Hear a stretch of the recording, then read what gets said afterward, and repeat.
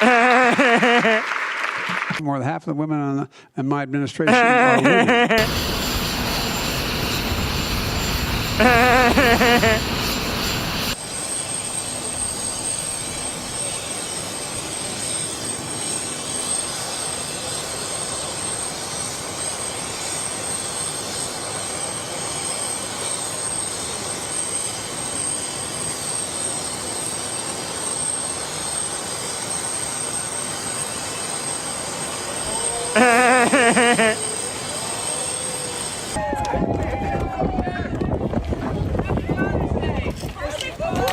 Are you concerned about the strength of the dollar right now?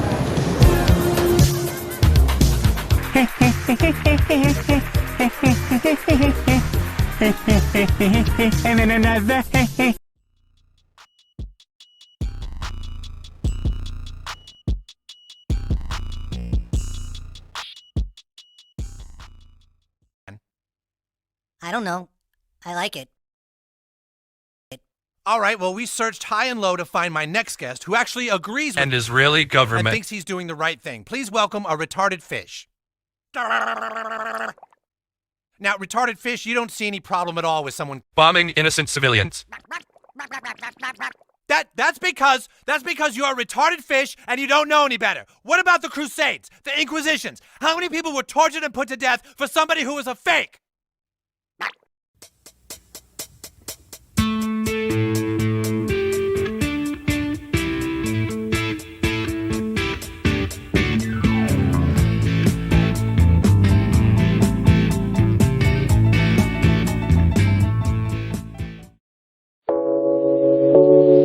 Welcome to the Independent Review, a weekly podcast where we bring you the latest from the world of independent journalism. Whether you're a news junkie, a curious learner, or just looking for a fresh perspective away from the corporate media, this is the show for you.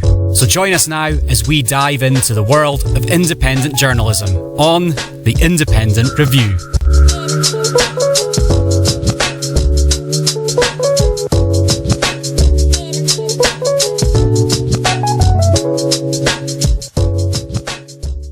Welcome to another episode of the Independent Review. We have a great jam-packed show today, so let's start with our first clips with Scott Armstrong and Hvroje Moric with their interviews with James Roguski on a very important topic at hand. Love to bring in my guest today. Been on the show before. He's a writer, journalist, activist, very outspoken about some of the things happening around the world globally in terms of global health, and just very grateful to have him back on. So James Roguski, welcome back to the show. Thank you. Thanks for having me. And, thanks for having me to talk about the topic that we're going to be covering today, because nobody's talking about this. And now's as good a time as any. I've been trying to raise awareness of what we're going to be talking about for the last 17 months now. Wow. And so thank you for that. Absolutely. And we talked about it before, but just give folks a little background again, people that may be new. What the heck is going on? I know there's been some grumblings. I'm sure people have seen memes about this whole World Health Organization policy or amendment to a current policy that's going on. But give us a little background about what the heck we're talking about and what we're looking at here. Man, it's it's hard to give you a little background. Sure. Okay. So let me see if I can start off this way. There are at least 3 separate things that are going on at the same time, and everybody gets them all confused. And so most people who know anything about this have heard about, or they talked about, something called the Pandemic Treaty.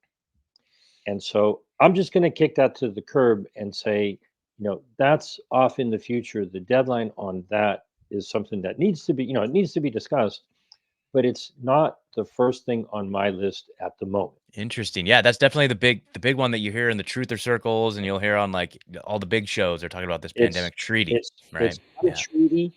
It's a convention that makes all the difference in the world. If you want to have me back, we'll talk about that at a later date. It's not what people think it is, right? So we'll leave that out there as a teaser. My apologies to everybody. The second thing that people may know a little bit about are amendments to the international health regulations. Now, there's at least 2 separate batches. There's really more, but there's at least two separate batches that people need to distinguish between, what was done in 2022 and what they're hoping and planning to do in 2024. And so there's an enormous pile of amendments that are actually being renegotiated, rewritten, recrafted, whatever you want to call it. 197 pages of amendments to an 80-page document were submitted more than a year ago. They've been negotiating in secret. They're rewriting it. They're supposed to have a meeting on December 7 and 8 to talk about all of that. I'm going to put that one up on the shelf too, because anybody who's talking about that at the moment doesn't know what they're talking about, because you can't know what you're talking about. They're rewriting it. And they're going to maybe let us see the rewrite December 7 and 8. Okay. So as important as all of that is, I'm putting that up on the shelf too, because there's a third batch of things that has many components to it that I'm, excited that you're willing to want to talk about. You seem to have done your homework, and you know what the heck is going on here. And so for that set of information, I'll try to wrap it up and give you the encapsulated version, which is contrary to what most people think. On May 27th, 2022, the World Health Assembly was meeting in Geneva, and they did adopt a small collection of amendments to the international health regulations. And the way it works is not the way people think it should work. And it's not the way it should work. It should all be thrown out the window. But there's an 18-month period where the head of state of every nation that is a member of the WHO, and there are two that are not members, but they're party to the international health regulations, they have 18 months to just write a letter to the WHO and reject the amendments that were adopted on May 27th, 2022. Well, December 1st is about a month away, and it's going to come and go, and people are going to go, what happened? And then it's too late. And so if you could think of having purchased something, you buy a computer or some clothing or hammer at a hardware store or whatever, and they say, hey, you got a 30-day return policy. Well, the WHO and the World Health Assembly have an 18-month rejection policy for any amendments to the international health regulations that are adopted. Well, the world has been asleep for 17 months. I've been trying to wake people up, and thanks for the opportunity to your audience about this. Of course. Yeah, that's insane. And so one of the key, so when you say they, this is like their governing body, right? This is the people that are like, the movers and shakers within the World Health Organization. Are these the ones kind of driving this policy agenda going forward? Well, see, this is where everybody really also gets confused. Okay. The World Health Assembly, they actually abbreviate it WHAS. Okay, so this is not even, we're not even talking about the World Health Organization. So my caption and my title is not even. No, it's totally good. Okay. The World Health Assembly. Wow. Think of the Senate, right? Every state has 2 senators. Well, every nation gets 1 delegate. And so there's 194 member nations. And every May they get together and they have an assembly.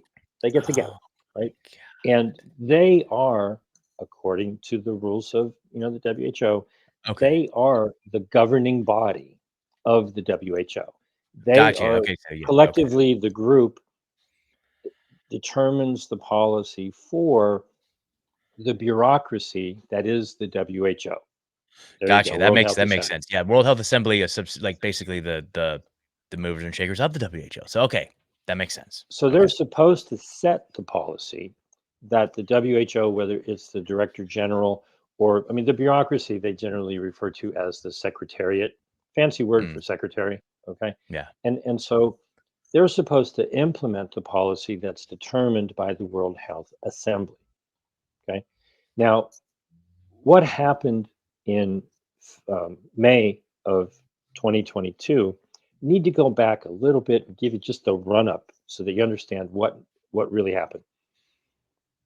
In 2020, obviously, whatever it was that people call COVID, whatever the heck that was. At the end of 2020, the general idea was, well, there's nothing you can do. There's no early treatment. Don't take this, don't take that. Wait for the jabs. And so the jabs were rolled out. And the idea was that frontline workers, hospital workers, nurses, doctors, emergency room, that sort of thing, that, they're at risk. So they should get this wonderful life-saving injection first. And elderly people or people who had comorbidities or whoever might be determined as being the most vulnerable. Turns out they were actually more vulnerable to the shots than anything else. But they were all supposed to get first in line. Well, around the world. And so really, though, what happened was the wealthier nations bought up 10 times what they needed. And the relatively poor nations around the world had a hard time getting Pfizer and Moderna's attention to sign contracts. They didn't have the money, they didn't have the influence, they didn't have the big numbers, whatever it might have been. It didn't roll out the way it was talked about and promised and hoped. Now, in retrospect, they're lucky. They're They very should be lucky. counting their blessings. I was going They to say, should be counting their blessings. Okay. Yeah. But they are still stuck in a mindset from 2020. Well, halfway through 2021, they said, well, wait a minute, we're not being treated fairly. We're not getting our share of what supposedly is going to save the world. And they called for a special session of the World Health Assembly. They normally only meet once a year. They met in May, they met again at the end of November, beginning of December. And they essentially said, we want the WHO to guide negotiations to have a convention, agreement, or other international instrument to ensure equitable distribution of pandemic response products. They wanted equity, right? Which basically means money, right? And so the distribution of goods that they felt were being withheld from them, in my view, is really not a discussion of health. It really belongs in the World Trade Organization. This is a trade dispute about essentially equity, which if you're into stocks and such, stocks are called equities. You have equities in a company. If you have a mortgage and a home and the value of your home increases, you have equity in your home. They want access to products that they felt they were being denied. Well, that was at the very end, December 1st of 2021. Fast forward a month and a half, the Biden administration jumps to the head of the line, and rather than wait for these negotiations to even begin, they cobbled together, I think, 47 different countries and submitted amendments to the international health regulations on January 18th, 2022. Now, nothing in their proposal mentioned equity at all.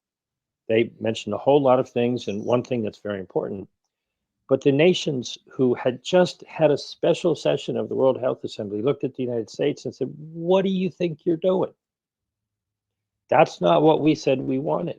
We don't want more control, more power to be given to the WHO. And as the months went by before the assembly, it was very clear that there was not going to be consensus on the Biden proposal. Well, one of the things that Biden wanted to propose, I think, is really important to comprehend. Get out your calendar, because you got to think ahead into the future a little bit. He proposed a change to Article 59 of the International Health Regulations that would have shortened the time period of how nations could reject future amendments from 18 down to 6 months.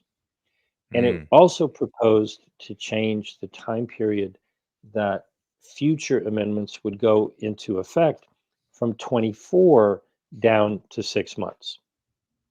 Okay. All right. Very, very wonderful.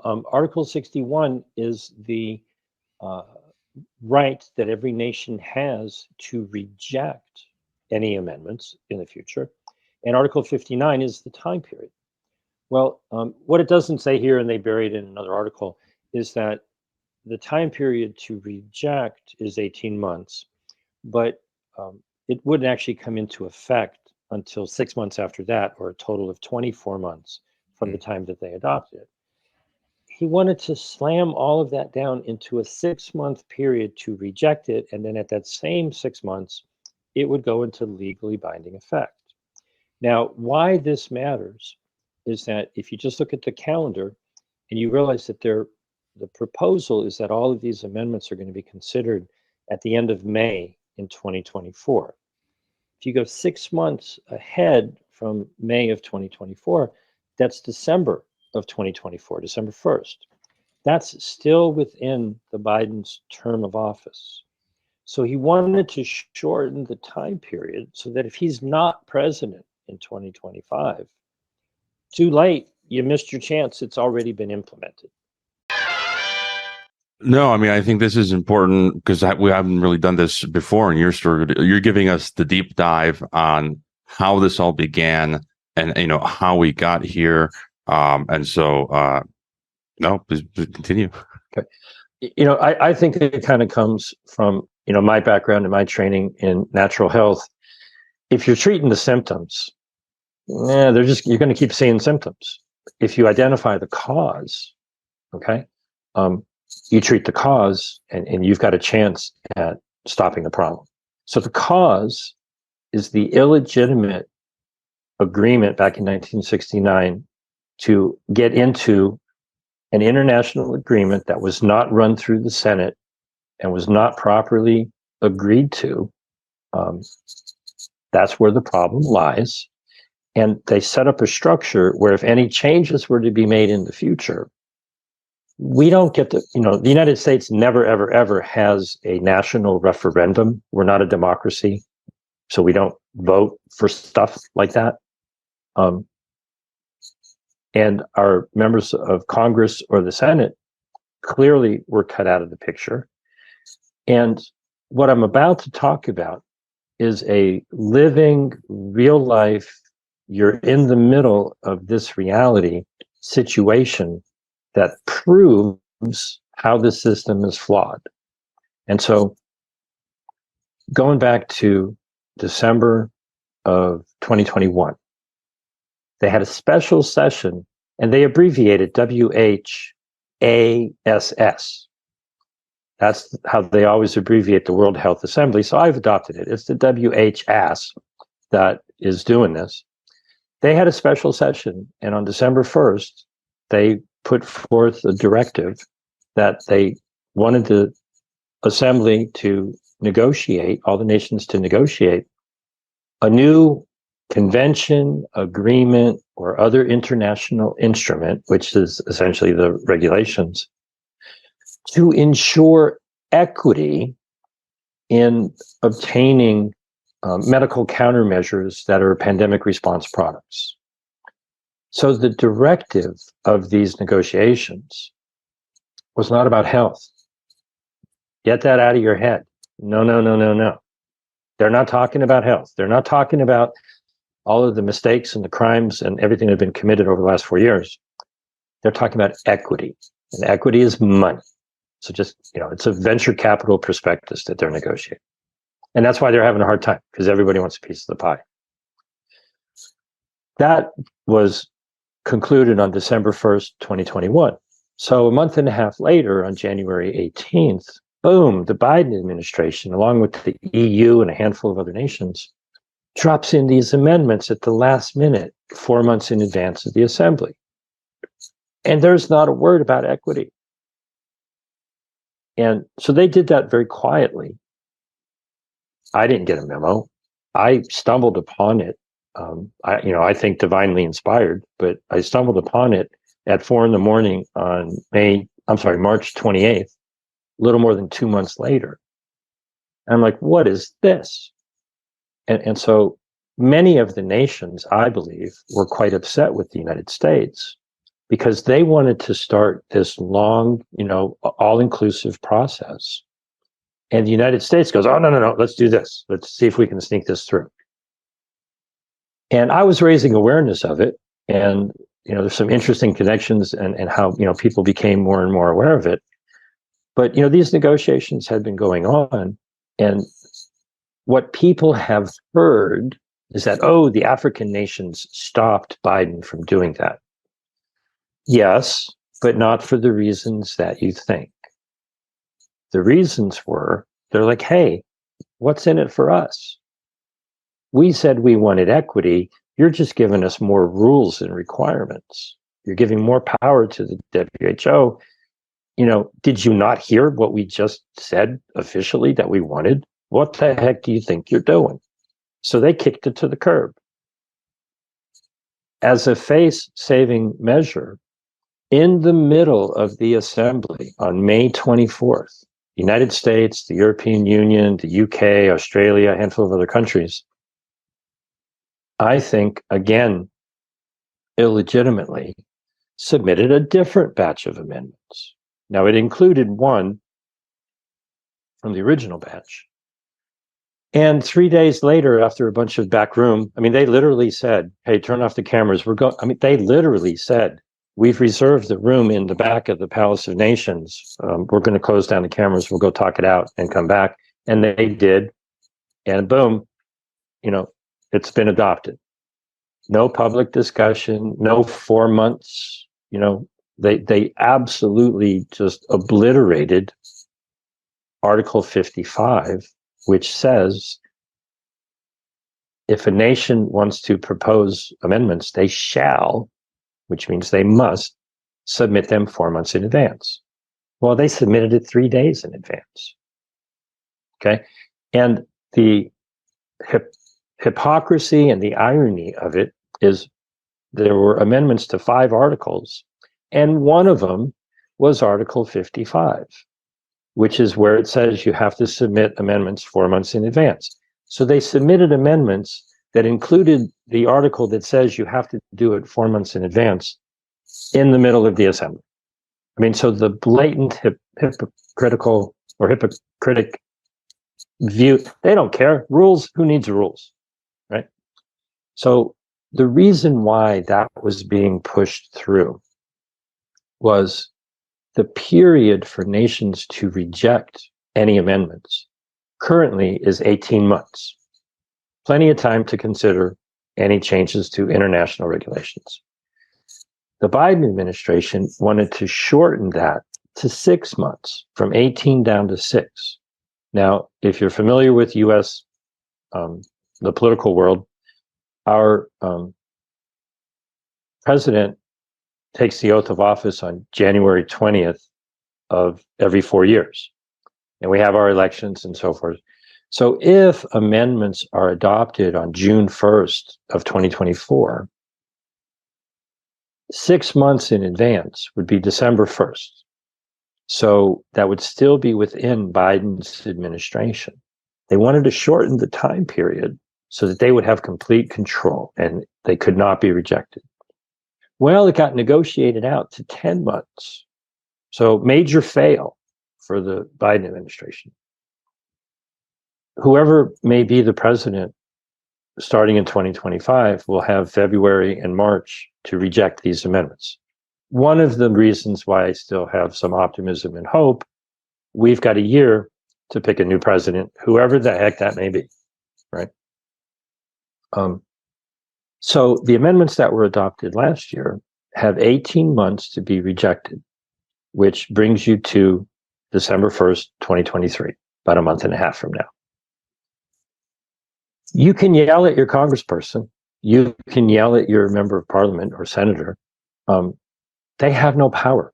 They are absolutely impotent in this, unless they stand up and want to point out that the IHRs are illegitimate from the get-go, and we should leave the WHO and leave the IHR.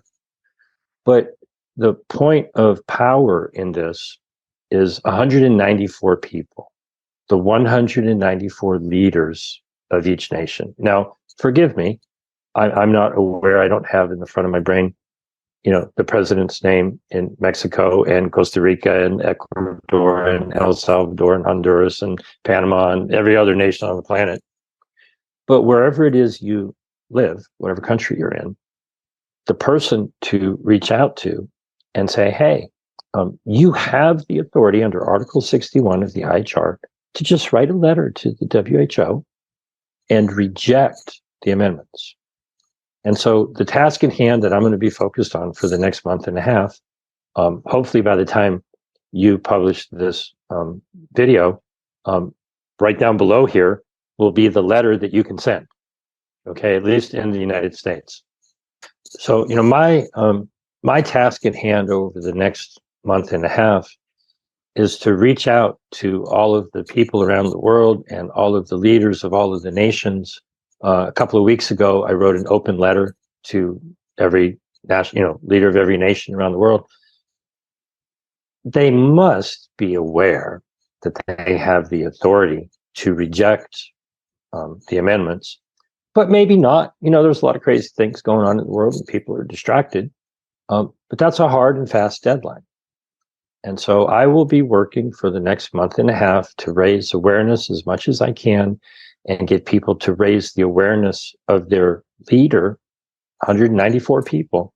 Actually, I take that back, 196, because Liechtenstein sent a letter to the Pope, because it also applies to the Vatican City, telling our leaders that we want them to reject these amendments, that the only reason was that Biden was trying to take complete control of the process.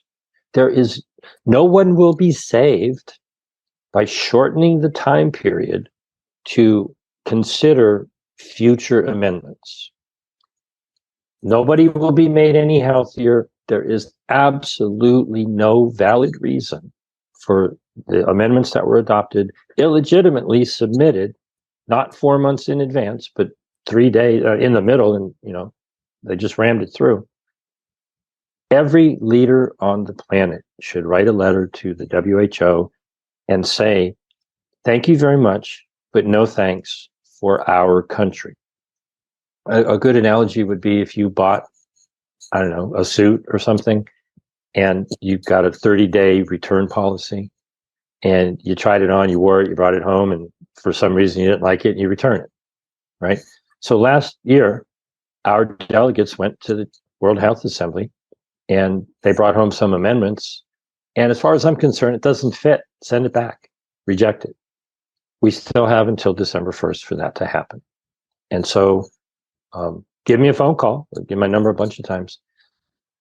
Obviously, this would have to be translated into multiple languages around the world if anybody wants to help translate and so forth.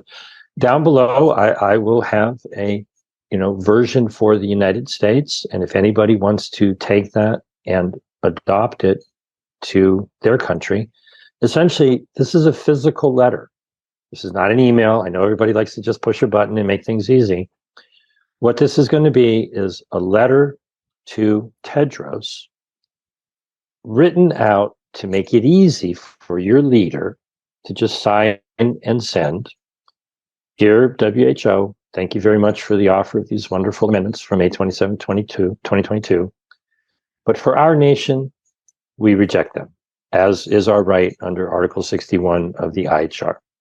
So I'm under no illusion that President Biden is going to sign a letter to Tedros and reject the amendments that he was trying to get down to 6 months but failed. But I do believe that there are many nations around the world who their leaders might do that on behalf of their nation. And one of the reasons why I say that is in September at the United Nations, they had a week-long series of meetings where they had 4 separate declarations that they were trying to ram through.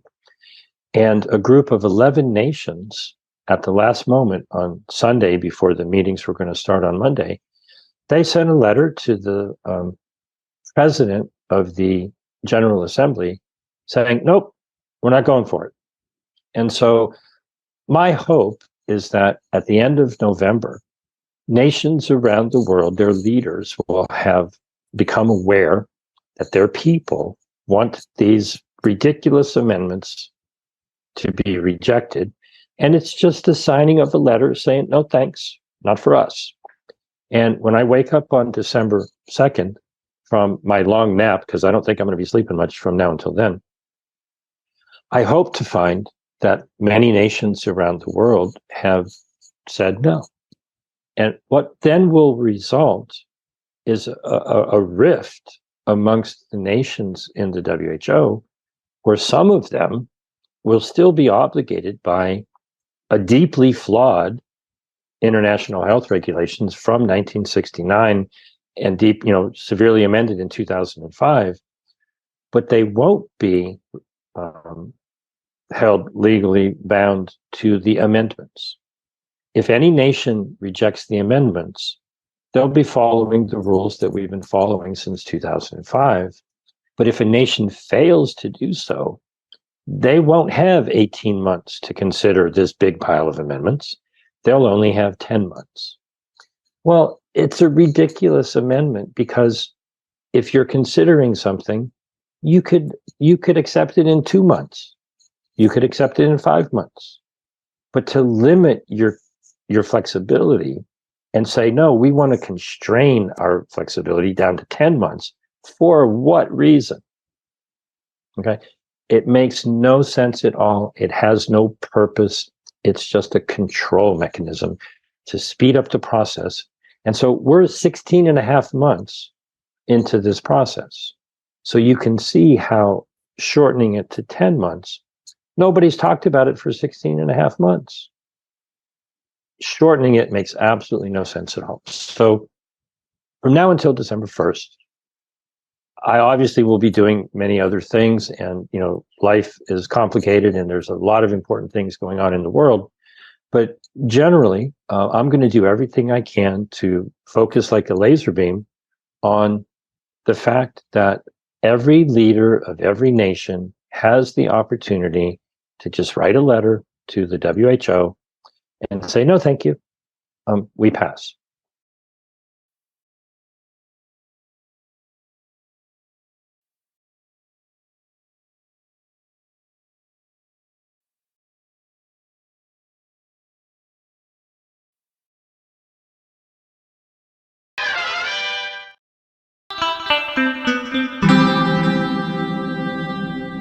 Who are these people?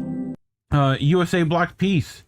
I just wanted to show off my lovely thumbnail. I did a good job. Look at it. Look at it. Put it on your fridge, please. But Ted Snyder over at Anti-War writes, the mounting evidence that the U.S. blocked peace in Ukraine. With a little peace and love Putin, nice and full of hippie goodness. So on June 13th, 2023, okay, taking questions from war correspondents at the Kremlin, Putin confirmed what had already been reported, that Russia and Ukraine had reached an agreement in Istanbul. Peace was possible. The tentative agreement would see Russia withdraw to its pre-war position in exchange for a Ukrainian promise to give up its NATO aspirations, which... So, going with our definition of ceasefire... Yes. This would have been that. Right. Yes. So we already know that NATO told them multiple times and made it very clear that they were to not join NATO. They were not joining. Okay? They had already told them. They already knew before this. Okay? So, but at the June press conference, Putin revealed for the first time just how close Russia and Ukraine had come to peace in the early days of the war. The tentative agreement had been initialed by both sides. I don't remember his name and may be mistaken, but I think Mr. Arak Hamia headed Ukraine's negotiated team in Istanbul. I bet that dude's not living anymore, if I were to take a guess. He even initialed this document. Russia, too, signed the document. During the talks in Istanbul, we initiated this document. We argued for a long time, butted heads there, and so on. But the document was very thick, and it was entitled by Medinsky on our side and by the head of their negotiating team. So they put some little monograms down, okay? So days late, on June 17th, in a meeting with a delegation of leaders from African countries, Putin went further, dramatically holding up the document and revealing it to the world for the first time. We did not discuss with the Ukrainian side that this treaty would be classified, but we have never presented it nor commented on it. This draft agreement was initialed by the head of the Kyiv negotiation team. He put in his signature there. Here it is. But the initial agreement went no further. We actually did this, Putin told war correspondents at the Kremlin, but they simply threw it away later, and that's it. Talking to the African delegation, Putin said, after we pulled our troops away from Kiev. Okay, you remember this? When the Russians pulled their troops from Kyiv? This is why they did that. It wasn't just because Ukrainians mounted an impressive counteroffensive. It was because the Russians backed off. Right? Initially. Like, remember when they made it to Kyiv and then they backed out and then they had to go back in again? Right? That was this. Yeah. So, as they had promised to do, the Russians promised them as part of this agreement. The Kyiv authorities tossed their commitments into the dustbin of history. They abandoned everything. But Putin did not primarily blame Ukraine. Okay? This is like, not blaming Palestine. He implicitly blamed the U.S., saying that when Ukraine's interests are not in sync with U.S. interests, ultimately it is about the United States' interests. We know that they hold the key to solving issues. Putin's claim that a tentative agreement could have stopped the war on terms that satisfied both Ukraine and Russia in the days before the massive Ukrainian loss of life and land, if not for U.S. obstruction, has now been verified by four independent sources. The first is Russian. On September 23rd, at a press conference following the UN General Assembly high-level week, Russian Foreign Ministry Sergei Lavrov confirmed Putin's account of both the birth and the death of the tentative agreement. On the first point, Lavrov said, "We hold talks in March and April 2022. We agree on certain things. Everything was already initialed." On the second point, Lavrov said that 2 days after the agreement was initialed, the talks abruptly ended because I think someone in London or Washington did not want this war to end. Days later, during a September 28 interview, Lavrov was less speculative. He said that in April 2022, Ukraine proposed ceasing hostilities and settling the crisis based on providing reciprocal, reliable security guarantees. He then clearly said, but this proposal was recalled at the insistence of Washington and London. Importantly, the second source is Turkish. The host of the Istanbul talk, two well-placed Turkish officials backed the Russian account of the end of the agreement. Turkish Foreign Minister Mevlut Cavusoglu says, and I'm not going to do a Turkish accent, so thank me for that. Because of the talks, Turkey did not think that Russia-Ukraine war would continue much longer, but he said there are countries within NATO who want the war to continue. Following the NATO foreign ministers meeting, he explained, it was the impression that there are those within the NATO member states that want the war to continue, let the war continue, and Russia get weaker. Right? So, Cavusoglu is not alone. Norman Kurtulmuş, the deputy chairman of Erdogan's ruling party, told CNN Turk that we know that our president is talking to the leaders of both countries in certain matters. Progress was made.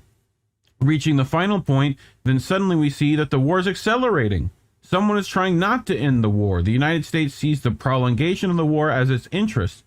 There are those who want this war to continue. Putin Zelensky was going to sign, but someone didn't want to. The third source is then Israeli Prime Minister Naftali Bennett. Look who shows up, Colin.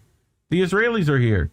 Bennett was involved in an earlier set of talks, but reports the same conclusion. There was, Bennett said, a good chance of reaching a ceasefire. Ceasefire, Colin. So, yeah. But the West, Bennett says, blocked it. Now, who is to think that ceasefires in other countries could be made, Colin, and that we might decide to, like, I don't know, block those? Who's to say that might not happen? You know, just, I don't know. Someone involving Israel, like in this case. The fourth source is new. In a recent interview with German's Berliner Zeitung, former German Chancellor Gerhard Schröder confirms both of Putin's accounts. For the first time, Schroeder has given a detailed account of his role in the Istanbul talks, though, as Nikola Petro has pointed out to me, he has hinted at it in the past. Schroeder says that at the request of Ukraine, he played a central mediating role in the talks. Along with Rustem Umerov, Schroeder would convey a message to Putin. Umerov is the current defense minister of Ukraine. At the time in March 2022, he was playing a key negotiating role. Schroeder says he had 2 conversations with Umerov, then a one-on-one conversation with Putin, and then with Putin's envoy.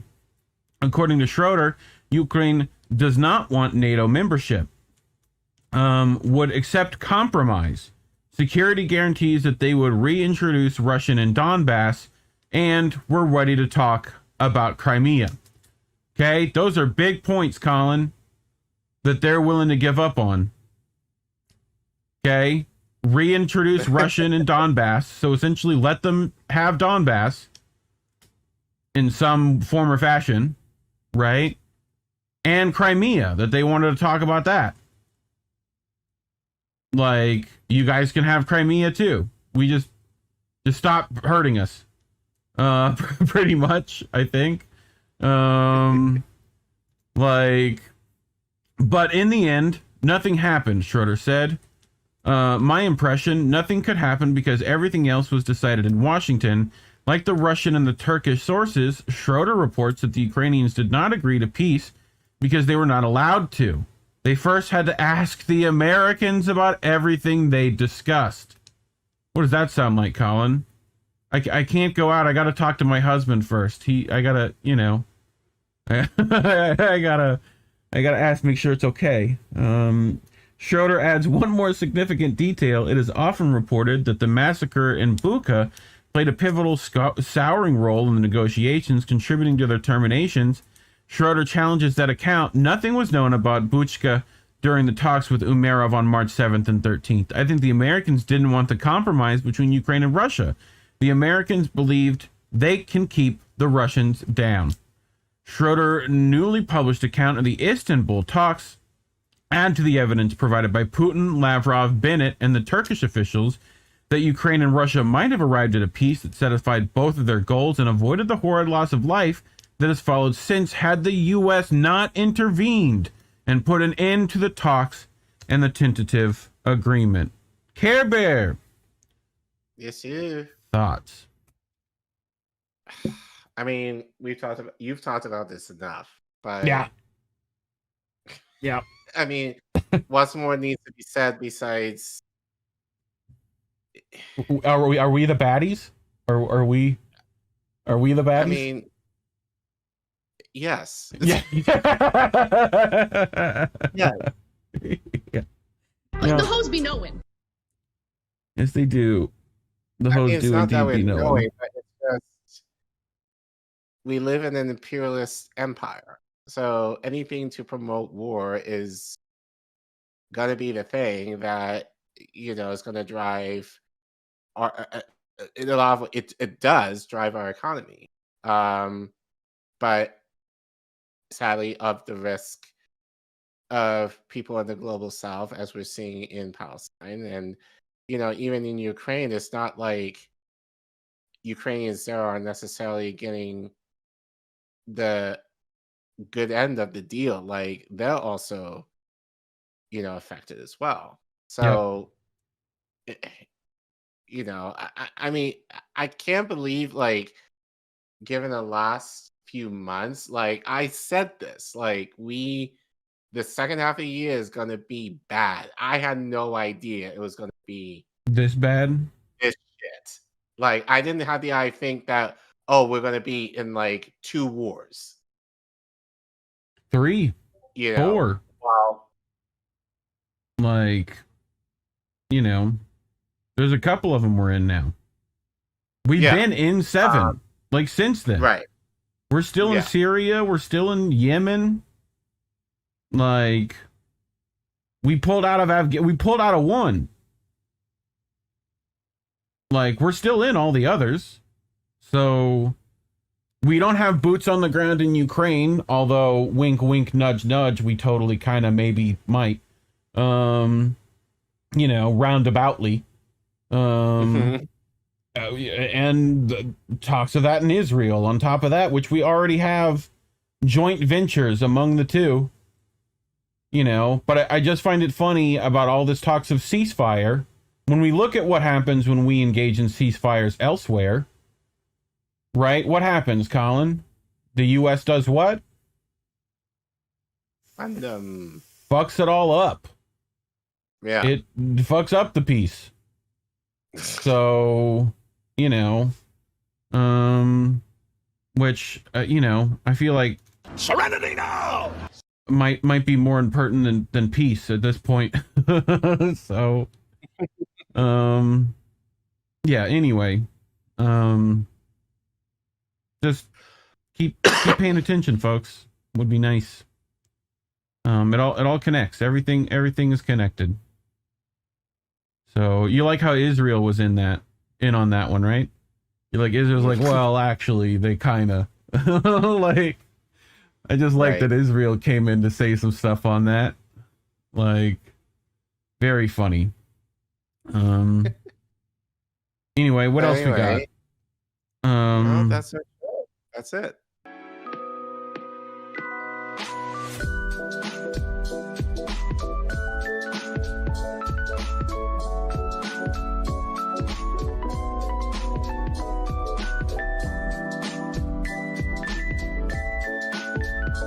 Our next clip is from the Free Thought Project podcast with special guest Rachel Blevins on Israel and Palestine.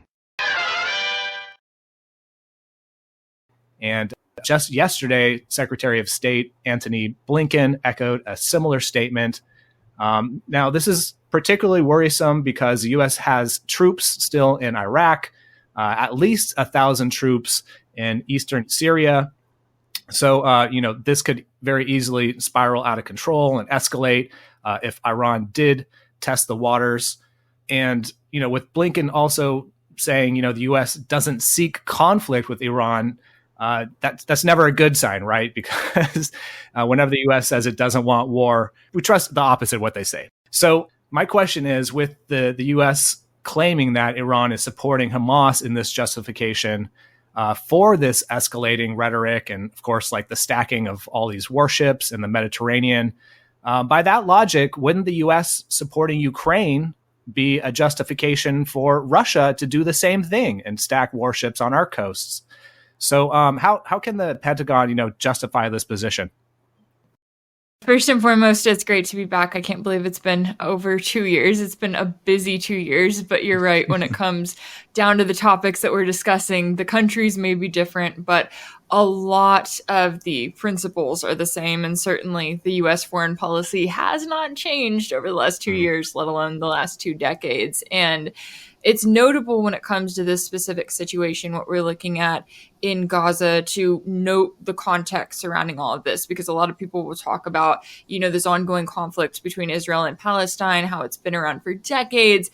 And in doing so, it can be easy to kind of miss the important points when it comes down to just how much Israel's occupation of Palestine has really affected people on the ground. We're seeing that playing out in real time right now with Israel going on with this bombardment. Now they're on, I believe, day 19 or day 18, 19 of this bombardment of the Gaza Strip. They've cut off all fuel, electricity, water, and humanitarian aid, save a few trucks that have been allowed in. And in doing so, what they're doing is they are cutting off an estimated 2.3 million people that are in the Gaza Strip. This is one of the most densely populated areas on earth. They are cutting them off from any sort of outside help, and Israel controls everything there. Now, for the American people who are following along with this and may not be as familiar with this conflict specifically, I think it's notable that there are a few different parallels that are very similar to what we've seen here in the U.S. For example, when you have a group like Hamas, Israel actually helped them to become what they are today a few decades ago because Israel was concerned about the Palestinian Liberation Organization becoming too powerful. They wanted something to destabilize that, as we've seen the U.S. do with ISIS, as we saw them do in Ukraine with the neo-Nazis that they funded there. And when it came to the specific attack on October 7th that then led to what Israel is doing now, Israel had multiple warnings about this, i.e. 9/11, some of the things that we look back and we say, oh, wait a second, weren't there security warnings? Yes, Egypt was widely warning Israel that an attack was going to take place, that Hamas was planning something, and Israel did nothing in response to it. And now we see the current conflict. So to come back up to speed with your question, where the Pentagon stands in all of this, the U.S. is showing, as it has shown for a number of decades now, that it is the war party. And anytime there is a war, the U.S. is right there in the forefront of that. We saw that with Ukraine, where in early 2022, there were attempts by Russia and Ukraine to have peace talks that could have saved us from the year and a half of war that we've seen. And the US and the UK intervened and refused to allow those peace talks to happen. And now we're seeing that happen all over again in Gaza, where there have been a number of attempts through the United Nations Security Council to pass resolutions calling for a humanitarian ceasefire. And the wording of those resolutions, it has condemned Hamas, it's condemned the attack that they've carried out. It has simply called for the availability of humanitarian aid to get to the people of Gaza who right now are seeing everything collapsing around them as they're being bombed at an alarming rate. And it is the United States that is in there. Today it vetoed a third resolution calling for a humanitarian ceasefire, claiming that they did not like the language of it. So certainly more of the same when it comes to what we're seeing from the United States. I think that's probably one of the biggest red flags that we're seeing here is just the brazenness with which the United States is not only continuing the warmongering that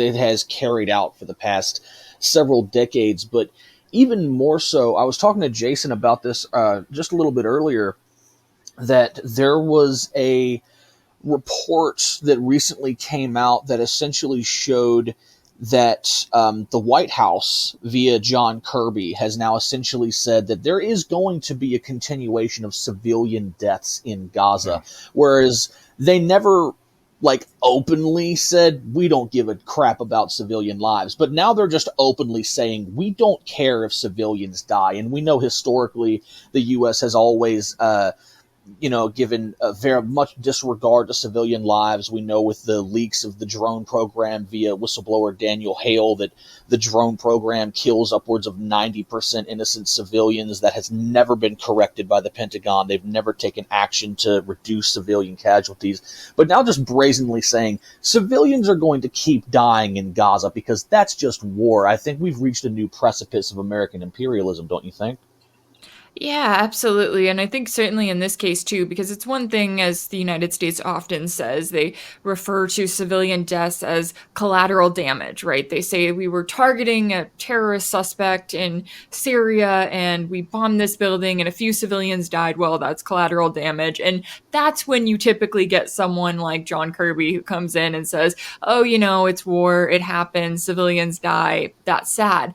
But in this case, what we're seeing is this bombardment carried out by Israel. They dropped 6,000 bombs in the first 6 days. And they bragged about that. We know that number because Israel came out and was bragging about how many bombs that they dropped on Gaza. But the civilian death toll that we're seeing here is just startling. I mean, Israel, of course, is saying that they are responding to this attack by Hamas that was carried out on October 7th.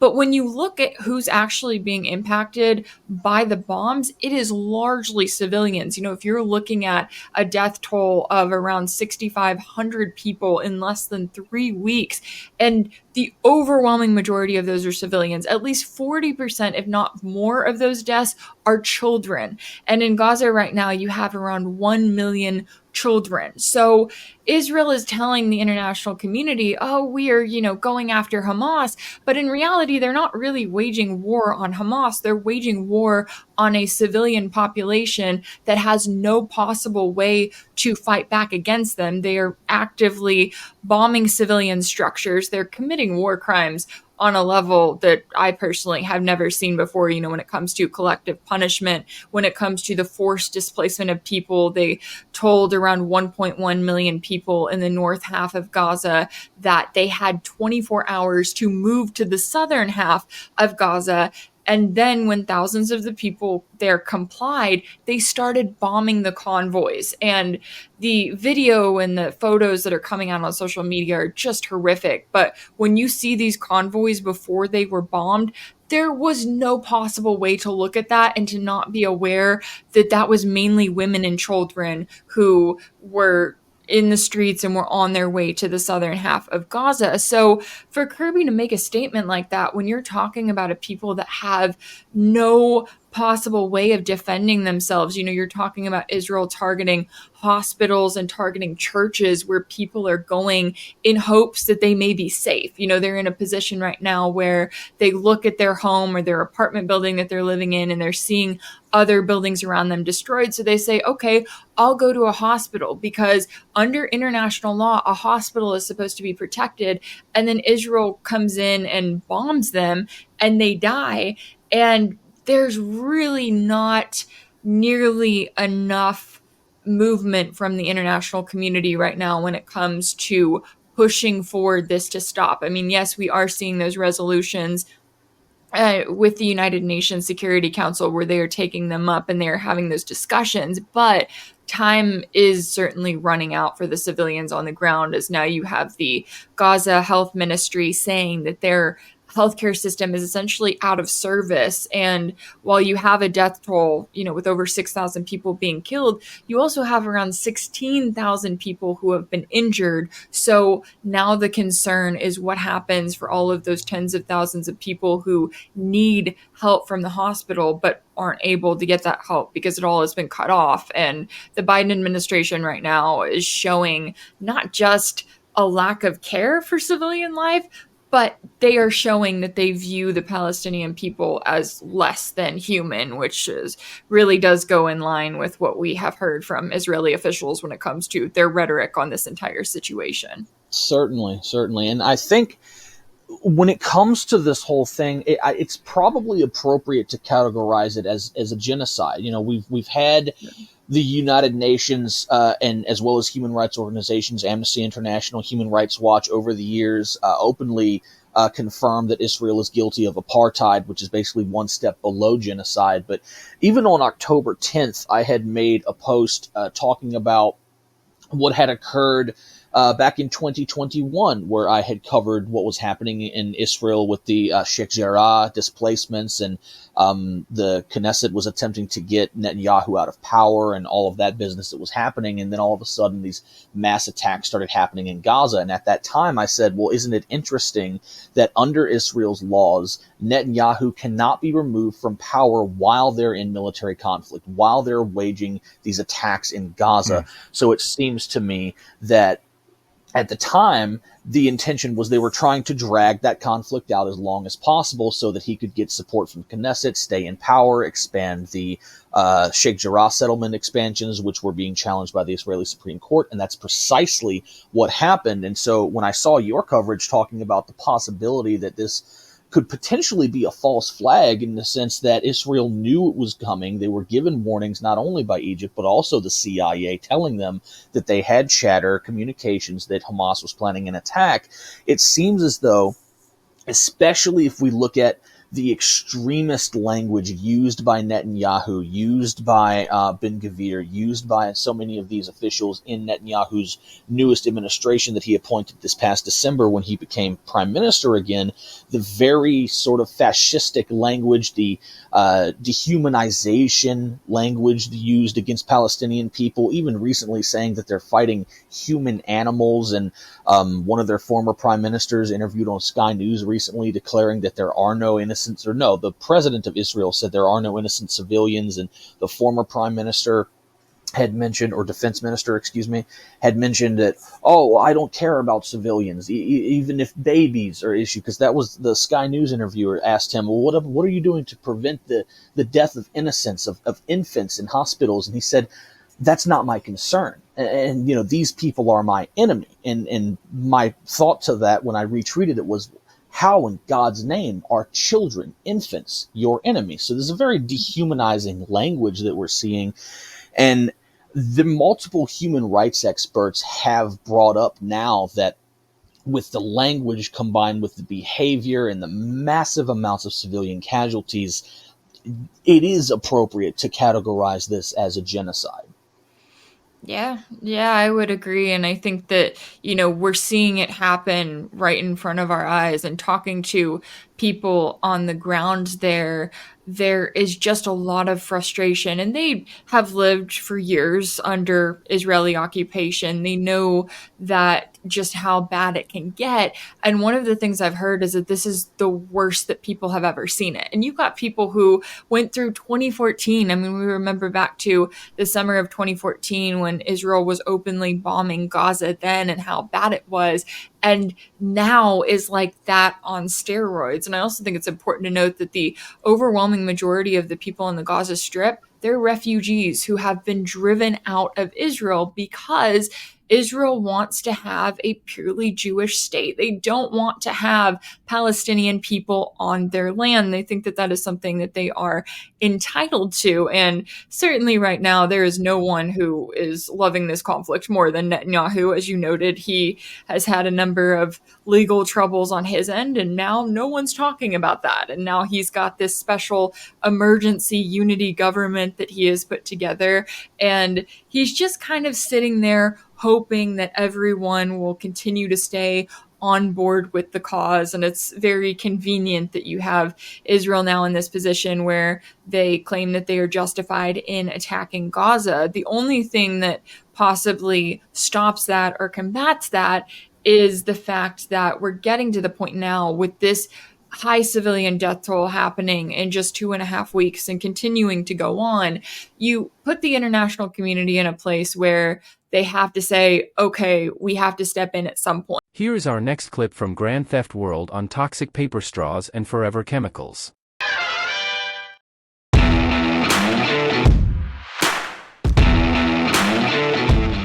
We freaked out about plastic straw because that turtle got our hearts collectively. Okay, we'll give us that one. But now about those paper straws, they break down into a pulpy mess. And guess what is in that pulpy mess? Forever chemicals. We're talking about PFAS or poly or purofluoroclyl substances. I'm not sure if I pronounced all of the consonants right. These are called forever chemicals because your body takes a long time to process them out of your system. Plastic straws also have forever chemicals, but far less, and you're about to see it in a chart.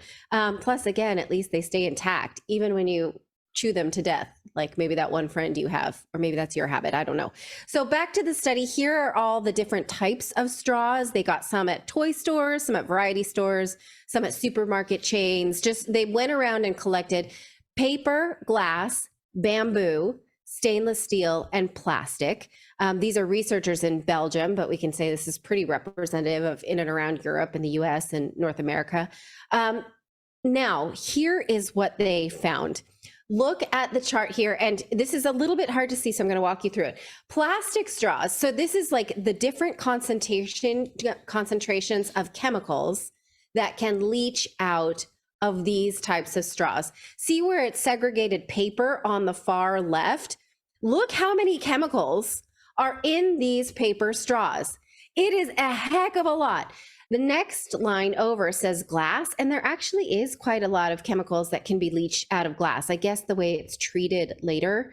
Bamboo also has quite a few chemicals coming out of them. And if you want to break down the types of these chemicals, I recommend you read the study. Stainless steel, virtually nothing. So that's your best bet, right? Is to carry around these straws that I just showed you and reuse them. And then you're not going to hurt a turtle because it stays in your purse, right? And then plastic. One in my truck.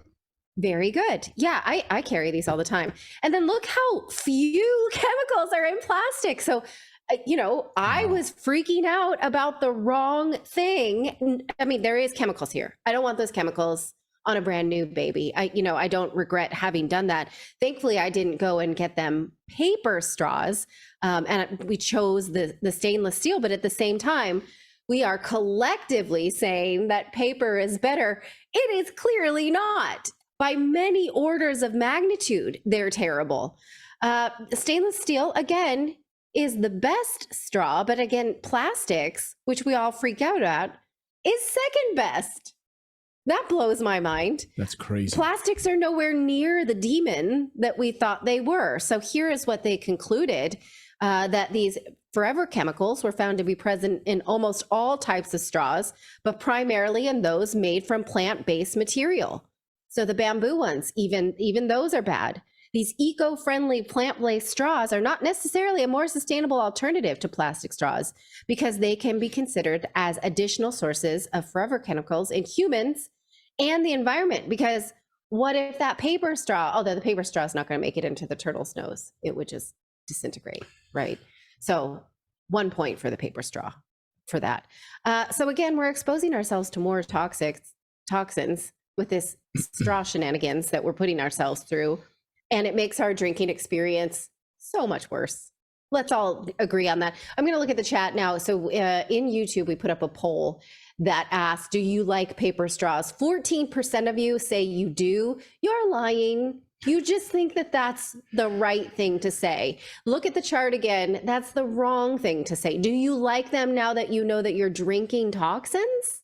How about a little toxins with your Starbucks? 86% say no, they don't like paper straws. Give me that one of the steel straws. Okay. I am not a fan of these. I don't like how they like feel against my teeth when I've like. I don't. But you like almost never use straws. No, I don't use straws ever really. So yeah, I don't care except when I get the big ass coffee at like a Dunkin' Donuts or something. I want that. No, because the cold brew you like to.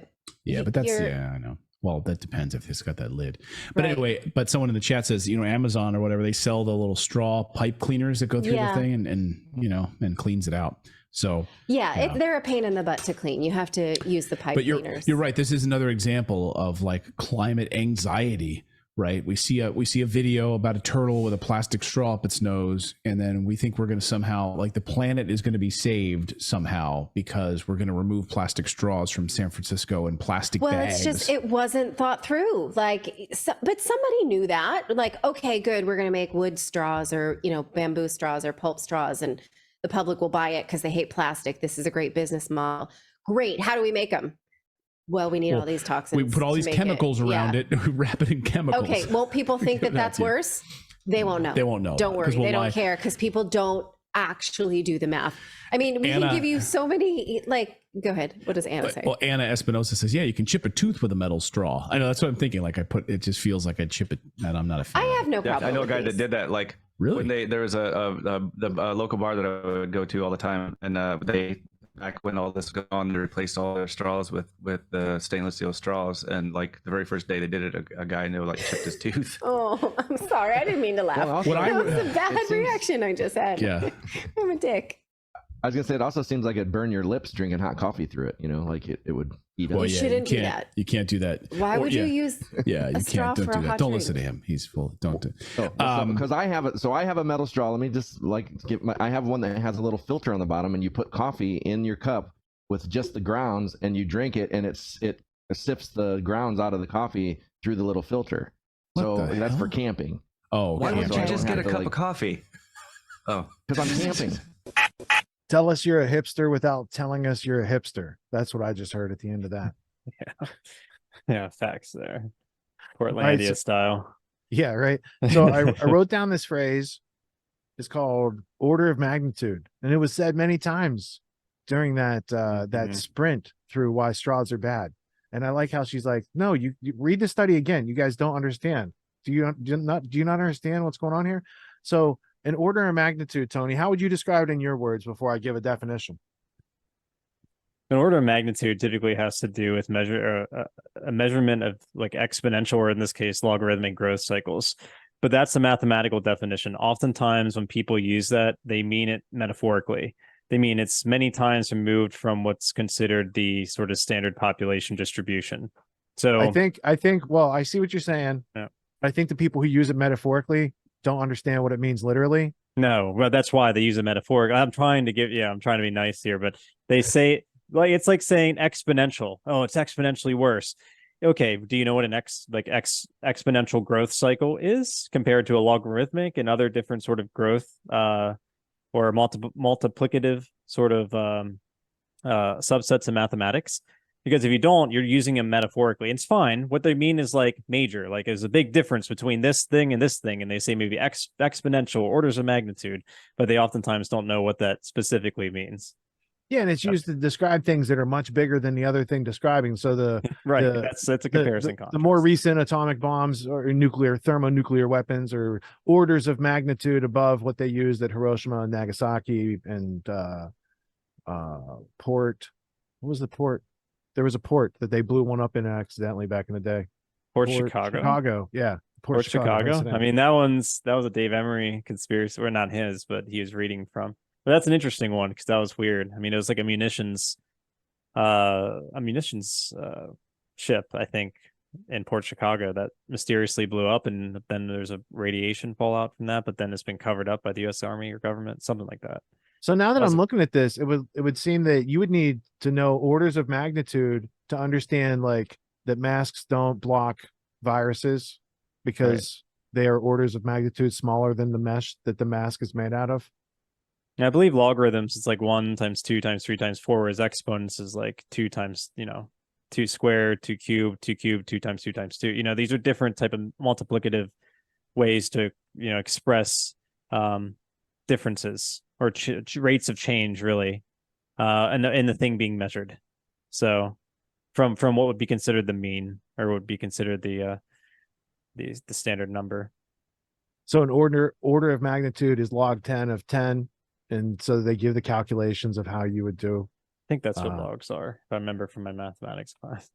Yeah, I mean, it wasn't even recent mathematics. It was like in the middle mathematics. Yeah, it wasn't. It wasn't calculus integrations and differentials. No, and we stuff. did this is pre-calc. This is like Algebra 2 sort of stuff. Yeah, this is like with the number I and the number E. Right? Remember those the letters? Numbers. They're like, we have numbers that are letters. Negative square roots.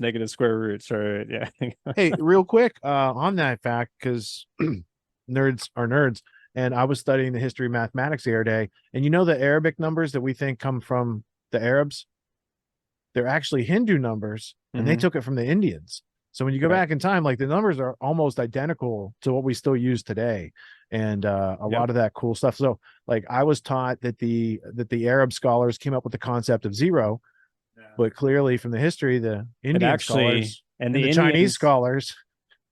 And interestingly enough, there's a big war against zero, and they had a very strong metaphysical reason why we shouldn't use zero. The way they were dividing it against the concept of one or unity, something the Egyptians were doing, and it actually was very powerful. I'm trying to find. Anyways, that's a nerd thing. But the point is, like during Shankara, it was like the 9th century AD. They came up with this concept of. It's around the same time mathematics and India came up with the concept of zero, which was pragmatic, sort of like the metric system, very pragmatic, but it did damage sort of the philosophical underpinnings of like some of the key metaphysical concepts they relate to number. And so that for people who are interested, if ever on a quadrivium course, I'll go into extreme detail as to how you can still get very accurate measurements without the need for zero, and what some of the implications around that, what that number has done both pragmatically to help facilitate large number sets, but then also when metaphysically and how we think of like number theory, what it's done to sort of like convolute what we relate to the concept of zero, which is a nothing. It's just a placeholder. And so we've reified that concept to mean something more than what it is. Well, the idea, like if you were counting out with stones and you pulled a stone out, it would leave a little divot. That would be the placeholder. Right? Yeah. Right. And they're just like, okay, we'll just write that down. That's a circle like this. Yeah. Right. And then the other part was they were the first to conceptualize infinity as a number. Yeah. Right. So like 1 divided by 0 is infinity. And the way they broke that down is because you keep getting smaller and smaller parts as you break down the circle. Yeah. And it goes to like towards infinity. And that's Zeno in the West. That was Zeno's paradoxes. Right. So he had to go on, infinitely and higher in growth, infinitely subdivided. But the idea is that, you can never move because you're constantly moving halfway to the distance to what you're trying to reach. And that wasn't solved supposedly until the 19th century with calculus. Well, and then we're told it's Leibniz, but actually the Indians had already figured that out. So and they came up with a number scale of 3.11 trillion years for the how long the universe has been around, whether they're correct or not. Just the fact that they were conceptualizing in the Vedic scriptures 3.11 trillion years. I mean, it's just an unbelievable feat of mathematics, which relates to like the concepts of sacred number and stuff like that, certainly. But still, the idea for them to be able to calculate these large cosmogonic cycles related to their sort of metaphysical understanding was unparalleled, which is why many physicists in the 19th century, thanks to the British Empire sacking the Mughal Empire, there were so many. Brits, you'll appreciate this, and I should maybe bring it up. I have one of the biggest. In fact, the term looting comes from the British sacking the Mughals. Looting was a Mughal word, and they're one of the richest empires on the planet. And the British, they got a whole lot of gold. And like all of the British intellectuals at the time were praising this culture. Like I can just hinduwisdom.info has preserved so much of this knowledge. I have to fix my screen because it's being stupid. Hinduwisdom.info. This was Gino Denning shared this with us, but Walden, Thoreau, there's just like a whole, he has 100 pages of quotes from different American and English and German sort of intellectuals, and then 18th, like Schopenhauer, and just so many different individuals that this came up and said like this was some of the most profound inspirational knowledge, wisdom traditions they have ever experienced. Talking about different Upanishads. Yeah, Schopenhauer was a very cunning linguist. Certainly was. Sun Key. I mean, there's just a whole number. Michael Schur. Yeah. So there's just, you could go on and on. Max Muller, of course. Almost all of the quantum theorists that came up with the Copenhagen interpretation. Niels Bohr, Max Muller, Schrodinger. Like so many of them praised the Hindu. Well, look at what Oppenheimer said. Yeah, he is right. He quotes from chapter 11, verse 11 on Bhagavad Gita, right? Right. And that's like, oh no, it wasn't chapter 11, verse 11. Destroyer of Worlds. Yeah, that was not that chapter, but it was a very famous one. You brought him up. I didn't plan to talk about Niels Bohr, but look, they talk about the Boston Brahmin set. They were obsessed with them, and that's another very, absolutely. They wanted the caste system for them. They did. That's they're like, we could copy this stuff and make it useful. So they're like, this is a lot like our royalty, but we can make it more royal. It's a very Mark Twain, obviously. There's so many quotes from. Oh, look, Dr. Arnold Joseph Toynbee. Character. He's another one talking about how unbelievable the Hindu religion was. So it's just like a who's who of intellectuals. So did Albert Pike. Yeah, he wrote an awful lot about that. Obviously, the Theosophists. He also wrote about trigonometry, which was going back to what we were just talking about, because people thousands of years ago were figuring out like the ratio between the sun and the moon and the earth. Yeah. And they're like, oh, it's 400 to 1. So the sun is 400 times further away than the moon is on any given day. Right. What's interesting too is, and that's why I think a lot of people suggest, as my mentor Gino Denning pointed out, is something he thought about, that all of sort of the historical period of culture and civilization began in India. Now, whether it began or not, I mean, who knows? But it's an interesting sort of prelude. I mean, it was there's been a number, even Will Durant, the original, the story of civilization, our Oriental heritage. He sort of takes it back to India, and then Egypt and India, I think, were sort of, and Sumer. Those would be the three big cultures he sort of focused on as being sort of the progenitors of civilization itself. I mean, and you can maybe go with the ancient Chinese as well, but they're so far removed from our history, it's hard to relate as to what was going on there. Indeed. And now that you mentioned Niels Bohr, I don't know if this is the right format, but I got a story about Niels Bohr, and it's pretty hilarious. So Niels Bohr was going around, like, so the guys that came up with quantum theory back in the day, they're all in a picture, right? So it's a famous picture. Yeah, it's that was in Copenhagen, I believe. Right. Yeah, the Copenhagen interpretation. That's why they call it the Copenhagen interpretation. So Niels Bohr, he's a famous nerd scientist back then, and he's going around and he's got a driver, and the driver takes him all over Europe, and he gives these speeches. And so at one point, Niels Bohr is like, dude, I'm tired of giving this speech. And the people I'm talking to, they don't even understand what I'm talking about. And so he says something to the effect, like the driver says, hey, I've been in all your speeches. I know your speech word for word. Why don't we switch places for today? And I'll get up there and give the speech, and you act like you're the chauffeur. So Niels Bohr gets a chauffeur hat. He sits in the front row, and the chauffeur, he acts like he's Niels Bohr. He gives the whole speech. Everyone stands up, standing ovation. Mr. Bohr, one question. Why can't divide 1 by 0? And he goes, that question is so elementary. I will have my chauffeur answer it. Oh man, I have a funny, even nerdier story that's pretty much the same. When it does the Hegel, someone tried to challenge Hegel once about the same thing. It's like, you talk about all these grand abstract universals, but how do you get this pen or pencil or something, like this particular thing? And he's like, I won't be bothered by such obnoxious and obscene and absurd questions, and but poor Herr Krug, I think was his name, was like, well, you didn't explain how we go from the universal to the particular, buddy. Let me see if I can write something down with that. Let me see if that pen works for me. And you just take it and write, okay, that's how that works. Right? You got to use those words. Big time intellectuals. How do you define 1 by 0? Yeah, I talk to my chauffeur. It's like a William Sidis, right? And that's sort of an allusion to William Sidis or Goodwill Hunting style, I love that scene in Goodwill Hunting where he's like, this is easy for me. I'm sorry it's so hard for you. And he just sets it all on fire. And they're like, no. He's like, I could do that again 10 times. I just saw that. He's like, for me, it's like opening a refrigerator door, What was the dude, Ramanujan? There's another Indian mathematician. That was an Indian mathematician who's like, I can just see they call him mathematical expressions. Like, you need to prove it. And he's like, I don't understand. Like, I just This see is it. early 1900s. This is around the time Bertie Russell and what's his name? Whitehead are doing Principia Mathematica. Yep. Wasn't that what they wrote? Yep. And this Indian dude comes out of nowhere. He's like, from the slums. And all of a sudden he's challenging Cambridge and Oxford and changing the way the empire sees the world. I don't know if it worked out or not. It's like another importation, from India. The British just never flows stopped. It flows back to power. Like, even if you are from the jungle of India and you come up with some, epiphany, this thing that explains our universe, you still have to take it to Oxford and Cambridge to do anything with it. Like, because that's where they're the keepers of the narrative. Yeah. And unless you can convince them to upgrade it with your narrative, they're going to crush it because it stands against their narrative. And wasn't one of the big challenges was the fact that Oxford is like this secular atheistic organization, and like Ramanujan believed essentially in sort of theism. Hindu, he was all it was all spiritual. His mathematics, right? Yeah. To him, he was like, this is like the language of God, and they're like, no, there is no God. You need to stop saying that, and that makes us look bad. And it was a big don't you know about clash. Darwin?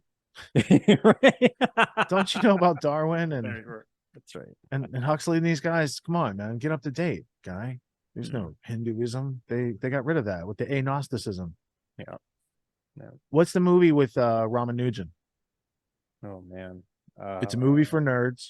We got nerds that watch this podcast. You got to be a nerd to watch this podcast. Isn't this called Ramanujan? I'll look it up. I think it's just called Ramanujan. I don't know if it's called Ramanujan or not. I don't think it was, but I thought Jeremy Irons was in it. Yeah, I'm pretty sure he's in it. Yeah, that you're correct. Yeah, he's called Ramanujan. Oh, it's just called Ramanujan. 2014. 2014 film. I've seen it in the past. It's delectable. It's nice piece of mathematical history, and the man who knew infinity. Oh, wrong. All right, is that what it's called? Yeah, it must be The Man Who Knew Infinity. Yeah. So you get me with titles like that. I was like, I'll watch your movie.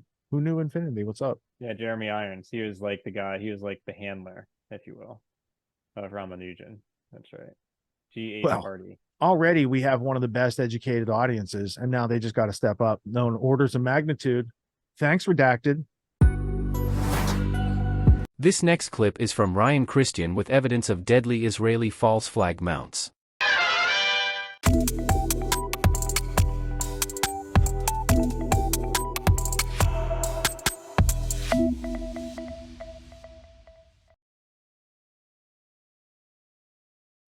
Now, this is from the Gray Zone. October 7th, testimonies reveal Israel's military shelling Israeli citizens with tanks and missiles. This came out today. Israel's military received orders to shell Israeli homes and even their own bases as they were overwhelmed by Hamas militants on October 7th. Now, what's most interesting about this is public information. You can show people that were at the concert speaking with different media outlets. You can show people speaking with local Israeli media that were in the different kibbutz areas. Now, again, it's kibbutz Be'ere, I think, in different locations. I think kibbutz is just the preface. Yeah, right here, it's kibbutz Be'ere. But in these different locations, people that were there who were saying, we almost got shot by the IDF. And you're not hearing this anywhere. That's what's so incredible about that. These people are willfully covering up what's going on. Now, whether they believe or they convince themselves it's because they're on the right side and they made some mistakes, but it'll only hurt us, kind of like the vaccine conversation. Yeah, it's hurting people. We can't be honest about that because it's ultimately good. And if we show them, it's going to create vaccine hesitancy. You can lie to yourself all you want. All you're doing is hiding the truth. In this case, it's not because they are, doing mostly good and this is only one bad thing they should have done. The bottom line is this is what they do. And we've been showing this for as long as I've been here. And I'm talking about the Zionist government that is manipulating Israelis, Jews, Arabs, Palestinians, Americans alike. How many Israeli citizens said to have been burned alive were actually killed by friendly fire, including shelling and bombs that would have burned them exactly the way it looked? Several new testimonies by Israeli witnesses to the October 7th Hamas surprise attack on southern Israel adds to growing evidence that the Israeli military killed its own citizens as they fought to neutralize Palestinian gunmen. Now, what this is getting into is not necessarily the argument that this was deliberate, which is something we shouldn't shy away from asking. A lot of even Israelis have made the argument that this was intentional, but my point is this is mostly about desperation. That people were so terrified to lose control that they were willing to kill anybody in front of them to put an end to it, which speaks to the kind of government we're always pointing at. Not one that cares about your interest and that will put themselves between you and harm's way, but people that will literally shove you in the harm's way to save their own control. That is what we always point out. Simon Sinek, we talked about in the past, right? Leaders eat last. We've talked about this. It's a great seminar or a presentation that you should watch. The point is, true leaders, one, don't need to be in positions of power to be leaders, and two, will always put themselves between you and danger.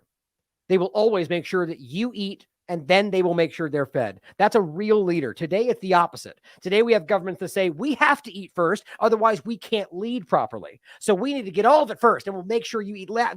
But that's how we keep you safe, and where they often do the exact opposite. They're not real leaders, guys. They're despotic rulers. That's what they are.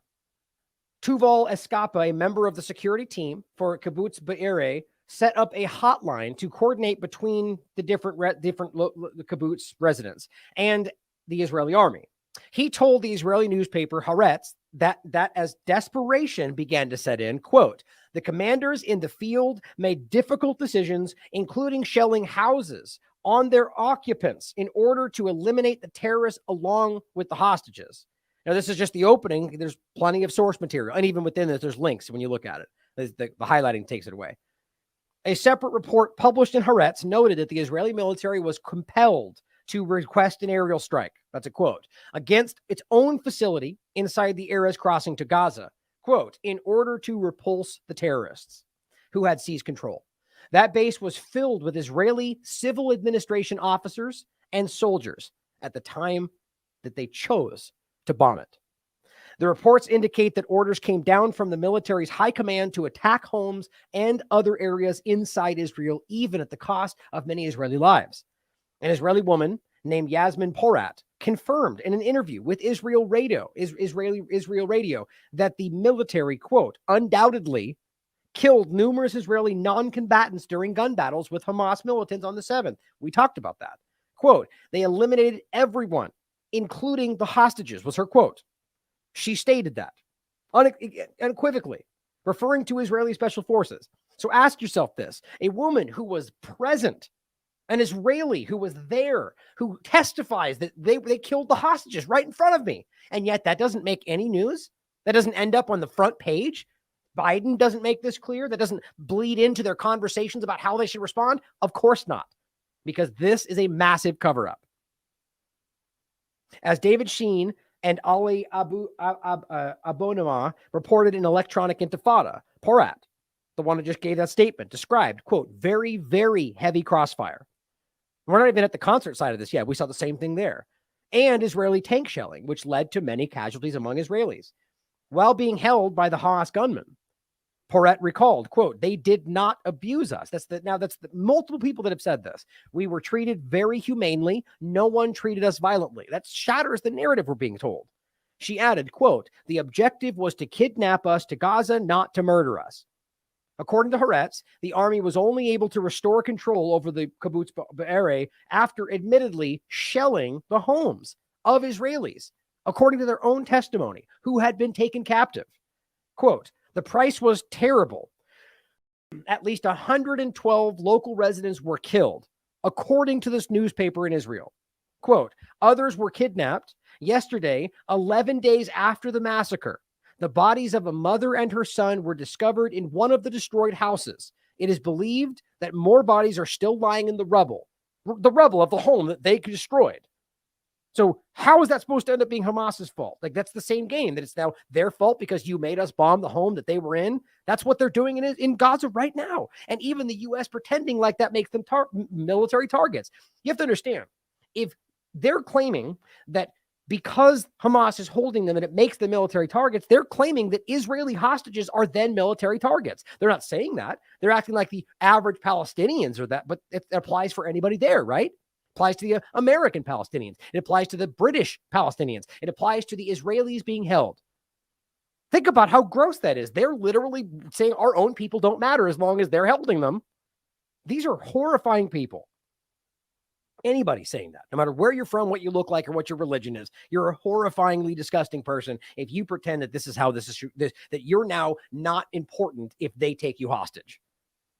It says the price was terrible. Others were kidnapped. I just read that. Yeah, that says much of the shelling in Be'eri was carried out by Israeli tank crews. As a reporter for the Israeli Foreign Ministry sponsored outlet I-24 noted during the visit to the area, quote, small and quaint homes bombarded or destroyed, and well-maintained lawns ripped up by the tracks of an armored vehicle, perhaps a tank, which obviously Hamas did not have. Apache attack helicopters also figured heavily into the Israeli military's response on October 7th. Pilots have told the Israeli media, that's my point, these have all been publicly stated, they scrambled to the battlefield without any intelligence, unable to differentiate between Hamas fighters and Israeli non-combatants, and yet determined to, quote, empty the belly of their war machines. More than once, in fact. It says, quote, I find myself in a dilemma as to what to shoot at, because there are so many of them. That's one of the pilots on the record. Video filmed by, even if just that was all it was where we're at, like there's a lot more than that, but if that was all it was, isn't it quite obvious already that it's possible that they ended up killing some of their own people that then later it was Hamas? Yes. Video filmed by uniformed Hamas gunmen makes it clear that they intentionally shot many Israelis with Kalashnikov rifles on October 7th. However, the Israeli government has not been content to rely on verified video evidence. It says instead, it continues to push discredited claims of beheaded babies while distributing photographs of bodies burned beyond recognition, one of which we've proven was an artificially intelligence-created image, to insist that militants sadistically immolated their captives and even raped some before torching them alive, none of which there's any true evidence for, which we'll get to in a minute. The point, though, which I'm not saying it didn't happen, I'm saying is we can't prove that. That bothers the hell out of people, but that's what it's called to be an objective reporter. The bottom line, though, the reason he's making that open claim is you realize if all they wanted to point out was that they killed Israeli people, there's video evidence, but that's like the last thing they care about. It's because it needed to go to the level of atrocity propaganda, because what they're doing right now is an atrocity. And if you just pretend that they killed people and then we went on to murder everybody in Gaza, well, it's hard to wrap your mind around until they go to the level of beheaded children, to where then they go, well, children are dying, but they beheaded baby. Well, that claim has been completely, thoroughly walked back by everybody. Even though now there's Israeli reporters who we'll show you in a minute who are now acting like now that's been confirmed. Why? Because Israel had a secret screening and they apparently showed something they all believed, which I don't know why anybody would take that at face value, assuming they're the people that have already shown to be reporting false information. And this shows you that just because they show them images of dead people, how do they know what actually happened? This throws a wrench into that, because if we know that they're responsible for some, they very well could have been responsible for all. I don't know that, but that's a logical possibility. And this could be something that let's put it this way. I don't believe that because I think it's obvious that Hamas did shoot people. What I'm saying is we don't know where that number lies. And if this is the case, I'm starting to think it's a hell of a lot more than we realize, because the evidence backs this up. The objective behind Tel Aviv's atrocity exhibition is clear: to paint Hamas as worse than ISIS, which has been their tagline. They're even paying social media influencers to say exactly that, while cultivating support for the Israeli army's ongoing bombardment of the Gaza Strip, which has left over 7,000 dead, including at least 2,500 children at the time of publication. And also, let's not forget, this was the plan before this ever started. As even Dan Cohen points out, in March, they passed a bill about doing exactly this, which would come along with heavy casualties. Maybe they just needed a reason. While hundreds of wounded children in Gaza have been treated for what a surgeon described as fourth-degree burns caused by novel weapons, which is, some alludes to some horrifying weapon, like the same thing they use their tear gas, which kills people or causes seizures and neurological problems. Clearly, it's a chemical weapon.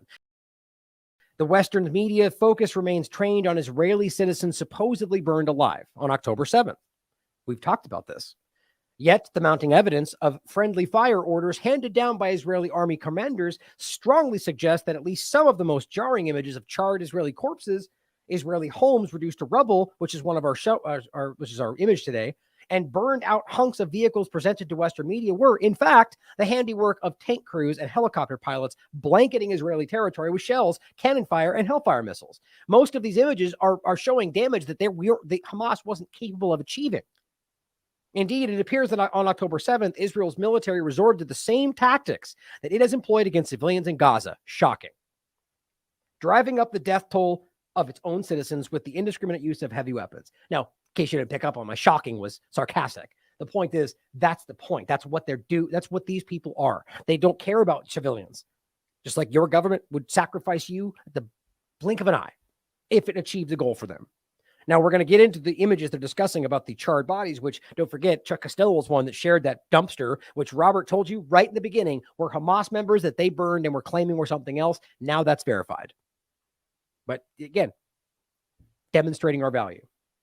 But we'll get into that as they break it down in here. Now, it says the Erez Crossing is the home of a massive military and coordination of government activities in the occupied territories, or COGAT, facility, which functions as the nerve center of Israel's siege on Gaza. When it was overrun by Palestinian fighters on October 7th, with droves of army bureaucrats inside, the Israeli military flew into panic.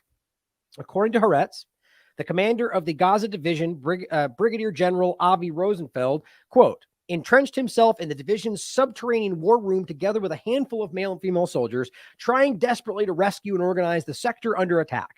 Many of the soldiers, most of them not combat personnel, were killed or wounded outside. The division was compelled to request an aerial strike against the Erez Crossing base itself in order to repulse the terrorists. That's their quote. Video released by Israel's COGAT 10 days later after the battle, and the Israeli airstrike itself, shows severe structural damage to the roof of the Erez Crossing facility. So that may not be a big story right there, right? They're going, yeah, well, we bombed our own building because, we wanted to get rid of them. Except, one, that people were hurt and killed by that. But two, here's I-24 News telling you that the damage was because of Hamas. That's how this works. So they bombed this building and then blame Hamas for the damage because nobody cares to check this stuff. That's how this is working. It's so staggeringly obvious. Like the ridiculous chemical weapons allegation we all just made fun of, because it's that. I don't know why they think it's that easy, but people buy it. I think it's because they think that they can get away with it because they have so much influence over the governments and people in power. That's a lie. I mean, the links are, you could double check this stuff for yourself. That is a quote that's on the record where they said that they did this to repulse the terrorists and then told you it was Hamas. Now, under the Apache helicopter part, it says, as the wave of infiltrations from Gaza drove chaos on the ground, discombobulated Israeli pilots unleashed a frenzy of missile and machine gun salvos. Quote, the Apache pilots testify that they fired a huge amount of munitions, emptied the belly of the helicopter in minutes, flew to rearm, and returned to the air again and again. But it didn't help, and they understand it. My point is, they didn't know what they were firing at. The Apache helicopters appear to have focused on vehicles streaming back into Gaza. I think it was just right up here. I might have just the, yeah, right. So there was, it says, by at this point, Israel's 2 Apache helicopter squadrons, 8 choppers, and there was almost no intelligence to help make fateful decisions. So what they do, they just shot everything. That's what they're saying. Now it says the Apache helicopters appeared. This is one of the important parts in regard to shooting hostages as they were fleeing back to Gaza, or possibly. They appear to have focused on vehicles streaming back into Gaza from the Nova Electronic Music Festival and nearby towns, areas, attacked cars with apparent knowledge that Israeli captives could very well be inside those cars. They also fired on unarmed people exiting cars or walking on foot through the fields. These are the fields that these people were running through, that they then say Hamas shot down with indiscriminate. I mean, this is ridiculous. And this is the clip they're showing you where they're bombing these cars. Every one of these could have hostages in them. Just like every airstrike in Gaza right now could be killing an Israeli hostage or an American hostage or an American Palestinian or a British Palestinian. They don't care. There's no way you could pretend that they care about civilians or they're trying to alleviate that, as we'll get to a State Department briefing that's going to blow your mind, where they contort themselves into mental gymnastic somersaults to make this argument that when they do it, it's okay. It's kind of the game they're playing. That is the same thing. They don't care. So you can't pretend like what they're doing is avoiding anything when they don't know where they are. It says, I chose targets like that, the pilot reflected, where I tell myself that the chance that I am shooting here on hostages is as well as low. However, he admitted the judgment was not 100%. On the record, that they were ordered to fire on these cars when they thought, well, there could be hostages. I mean, think about the disregard there for the people that you're claiming you protect. It says the pilots realized that there was tremendous difficulty in distinguishing within the occupied outposts and settlements who was a terrorist and who was a soldier or civilian. The rate, and of course, at their framing, it would be who is the Palestinian who is a Hamas member, because quite frankly, the occupied territory discussion and the act of legal invasion, you can't call them terrorists in the concept of an occupied territory and the act of revolt within the law. I mean, it's just so frustrating how this stuff gets framed. But it says, the rate of fire against the thousands of terrorists was tremendous at first. Oh, but it goes on to say the settlement that they couldn't tell who was a terrorist and who was a soldier or a civilian. That's their quote. And yet they emptied the belly of their machines. It says, and only at a certain point did the pilots begin to slow down the attacks and carefully select targets. Guys, that's enough for me right there. They're admitting that they indiscriminately shot when they didn't even know who they were firing at. How in the world does anybody make sense of that? A squadron commander explained to Mako how he nearly attacked the home of an Israeli family occupied by Hamas militants and wound up firing next to it with cannon rounds. My point is that there's many examples of them doing exactly this, and it gets worse. And so it says, without any intelligence or ability to distinguish between Palestinian and Israeli, the pilots let loose a fury of cannon and missile fire into Israeli areas below. And that's what you're seeing here. Hamas didn't have the ability to do this or this. They just didn't. And that's what it says here. This is one of the many homes in the kibbutz Be'eri which appears to have been shelled with heavy weapons. Now it says photos of the aftermath of the fighting inside these areas, like in Be'eri, kibbutz Be'eri, and the Israeli bombardment of these communities show rubble and charred homes that resemble the aftermath of Israeli tank and artillery attacks inside Gaza. As Tuval Escapa, the security coordinator at this area, told Haaretz, Israeli army commanders had ordered, quote, the shelling of houses on their occupants in order to eliminate the terrorists along with the hostages. Just in case you missed that, make sure you hear what I'm saying here. This is the security coordinator at the area we're talking about, kibbutz Be'eri, speaking with Haaretz in Israel, saying, quote, the shelling of houses on their occupants, they ordered that in order to eliminate the terrorists along with the hostages. That is stated on the record by the security coordinator. Yasmin Porat, an attendee of the Nova Music Festival, who fled into kibbutz Be'eri, told Israeli radio that when Israeli special forces arrived during a hostage standoff, quote, they eliminated everyone, including the hostages, because there was very, very heavy crossfire.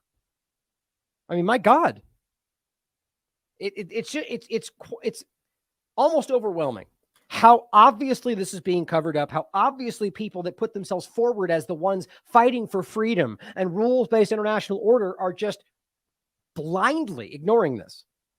This is terrifying. I mean, even as I know it, I can't imagine how uncomfortable this must be for people that are having their entire worldview shattered, if they even care to look at it. A video posted by the Telegram account of Israel's South responders, who, by the way, that's where Israel got that video from that they posted. Like, there's something very strange about how that's being disseminated. This random account, South responders Telegram channel, posting direct video footage from the ground. Like, that doesn't make much sense to me. But the point is, they posted this video shows the bodies of Israelis discovered below the rubble of a home, destroyed by a powerful explosive blast, likely a tank shell. The right-wing New York Post ran a report on a similar incident about a boy's body found scorched beneath the ruins of his home in the area. So you're starting to put this together. They've been pointing at all of these and saying, look at the horrific things that Hamas did. And then being very, very kind of shifty about even showing it or giving you access to it. Like, we're going to get to one of the ones that Max points out. I think it's right down here, where all they'll do is show you on his iPad during a UN speech, the video, and then a QR code. It's like, I think there's a reason these things are being so kind of, the way they're presenting it is almost making sure that you can't investigate it yourself. I mean, why wouldn't this stuff be? I mean, don't forget, even Israel, the IDF posted saying that this image would show you beheaded babies, but the terms of service won't allow. Are you kidding me?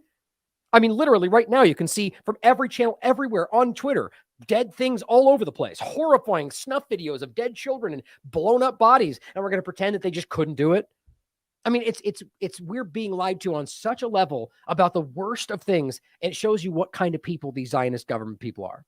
This next clip is from Charlie Robinson and his interview with Chris Emery on the OKC bombings. So how long did it take before this went from, oh my God, this is a tragedy, to we better start asking further questions about this so-called tragedy? Well, it's a good question. Charles Key, who was the head of the Oklahoma Bombing Investigation Committee, he was a state representative serving at the state capitol. It was about 15 miles as a crow flies north of the Marr building. His former secretary, and I'm going to walk you through this real quick, make it as quick as I can. His secretary at the Capitol resigned a year before the bombing and took a job with the federal government. She was killed the morning of the bombing. So Charles knew her parents, obviously, and a brother in the family, very close. They went to church together. 2 weeks after the bombing, Charles told me this. Charles is a rising star in the state house. He's on the education subcommittee, tax reform committee. He's basically the golden child for the governor, among other handpicked senators and reps. Invited to lunch once a week with the governor. So his decision, and it was the family that came up to him 2 weeks after the bombing on a Sunday and said, look, we're getting one story from the FBI. County sheriff is telling us something different, Oklahoma City police, and the state highway patrol. He says, you're a rep in our district, District 90 on the western side of Oklahoma City. Can you impanelate an independent committee, aside from the official federal investigation, to come up with the answers? And he sat down with his wife that afternoon on their living room couch. And he says to his wife, Janice, great family, by the way. I've known him since June of 2001. Anyway, he says that was the time, that was the minute in that discussion that he decided that his political career was going to go down the toilet, because he was going to go an end run on this thing and go completely independent of the FBI. And start asking some hard questions based on our good eyewitness testimony and the evidence. So to answer your question, we had a lot of good people. And I want to qualify this, Charlie. Like I said, local, county, state, and federal law enforcement. There are a lot of good people, all the way from IT to the secretaries to some of the investigators with the FBI field office that came forward and gave us information that they were told to destroy. And they said not only no, but hell no. This story hasn't been told. We need to save this. And by God, some of them lost their jobs over it. I'm not going to name names. But if it wasn't for them and the county sheriff and the police department and K-9 Rescue and the bomb squad from Oklahoma County, and then, of course, all of the governor's detail, we would have never known that information. So the FBI was held accountable. To this day, they're still held accountable. I hope that answers your question. Yeah. Well, and there weren't, listen, not everybody that's involved, not everybody that has a role in this is the bad guy. There's a good guy. No. There's Officer Terrence Yankee, right? Yep. He started to ask questions, he started to kind of put the pieces together, and then something very inconsistent with reality happened to him. Can we tell the story of what happened to Officer Yankee? He was Terry Yankee was a 7.5-year veteran of the Oklahoma City Police Department. Served in the First Persian Gulf War as an MP. Did his time, came back, and went back. He was actually, I want to say, he was at the county sheriff's west of Oklahoma City, different county, and then he got on with the Oklahoma City Police Department. So the morning of the bombing, he's issuing a traffic ticket in a black and white squad car. Steps out of his car, hears the explosions, goes back into and hauls ass 4 blocks to the crime scene, pulls out 8 people. At this time, he had a bad back, but the adrenaline kicked in, and he's pulling out a guy twice his size. After everything had calmed down later that evening, he could barely walk. I mean, he felt his injuries coming back, and he was about ready to have back surgery. Like a month or so later, he was due. But anyway, what he saw, the unexploded ordnance, and before they had the security perimeter established, he was able to get in, pulling these people out, and he saw the unexploded ordnance devices. That the narrative that was coming out within 20 minutes of the bombing to 4 hours to 6 hours, he said it was not true, according to what he saw. He wrote up a 13.5-page report. His commanding officer, Lieutenant Joanne Randall, who I will still hold her feet to the fire today, if she has an issue with this, then she could talk to me on the phone and I'll tell her why I'm going to rake her over the coals on this. Told him to cut it down to 1.5 pages. And he said no. He basically told her to go take a flying leap. He's not going to lie for anybody. He said, I show up every day with my sidearm and my badge. I'm proud to serve the police department. I'm not lying for anybody. And basically told her to get lost. Well, he was harassed for the next year and 3 weeks after the bombing. He was found in a farm field 2 miles from the front gate of the El Reno Federal Penitentiary. Oddly enough, where McVeigh was remanded into custody until he was sent off to Denver.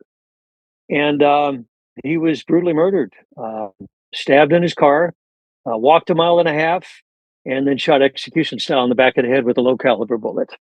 Marks were still there, and they had ligature marks on his wrists and on his legs. So he was hogtied and shot and left for dead in the farm field. It was horrendous. I had a chance to walk out within about 30 yards of where they found the body, and I was brought to tears. That's no way for anybody to leave this earth, let alone a distinguished police officer. No, and he had told his family earlier that they're coming. Yeah. They're going to get me. He was vice squad, so he knew. He served on the DARE program and served on vice squad undercover, so he knew surveillance tactics. He knew that somebody was following him. And the bank vault that he had a lot of his evidence stored at in El Reno, which was about 30 miles west of Oklahoma City.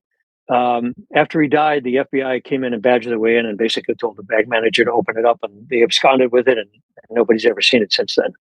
Ooh. Wow. Yeah.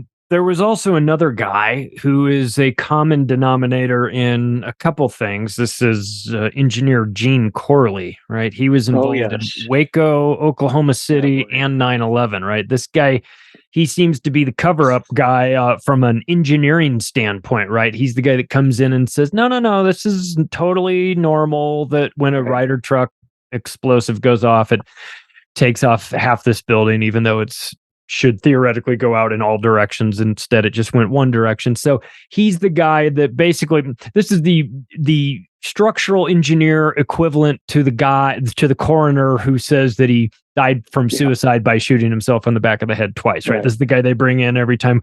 What was Gene Corley doing what did he do to perpetuate the mainstream story about this? He was the cleanup guy. Stephen Jones and the defense team sued to have access to the crime scene. Well, they wouldn't let him any closer than 2.5 blocks. Well, how are you supposed to get any credible evidence or collect any, credible photos if you're 2.5 blocks away? Using a telephoto lens and hearsay and conjecture on testimony from the cleanup crew. So Corley comes in, and it was the same service that was hired to finish the demolition of the building so they could haul it away. That would end up doing the 9/11 demolition. So his whole and hauling that stuff away too. Oh yeah, absolutely. Yeah. Fresh kills landfill, and God only knows to China where else. But Corley came in and headed up a team that gave the Justice Department and the prosecution a whitewash official narrative story. They didn't ask any questions on the interior ordinance or the anomalies on the literal amount of damage to the building within 20 minutes after the bombing. Nowhere could have been remotely caused by ANFO.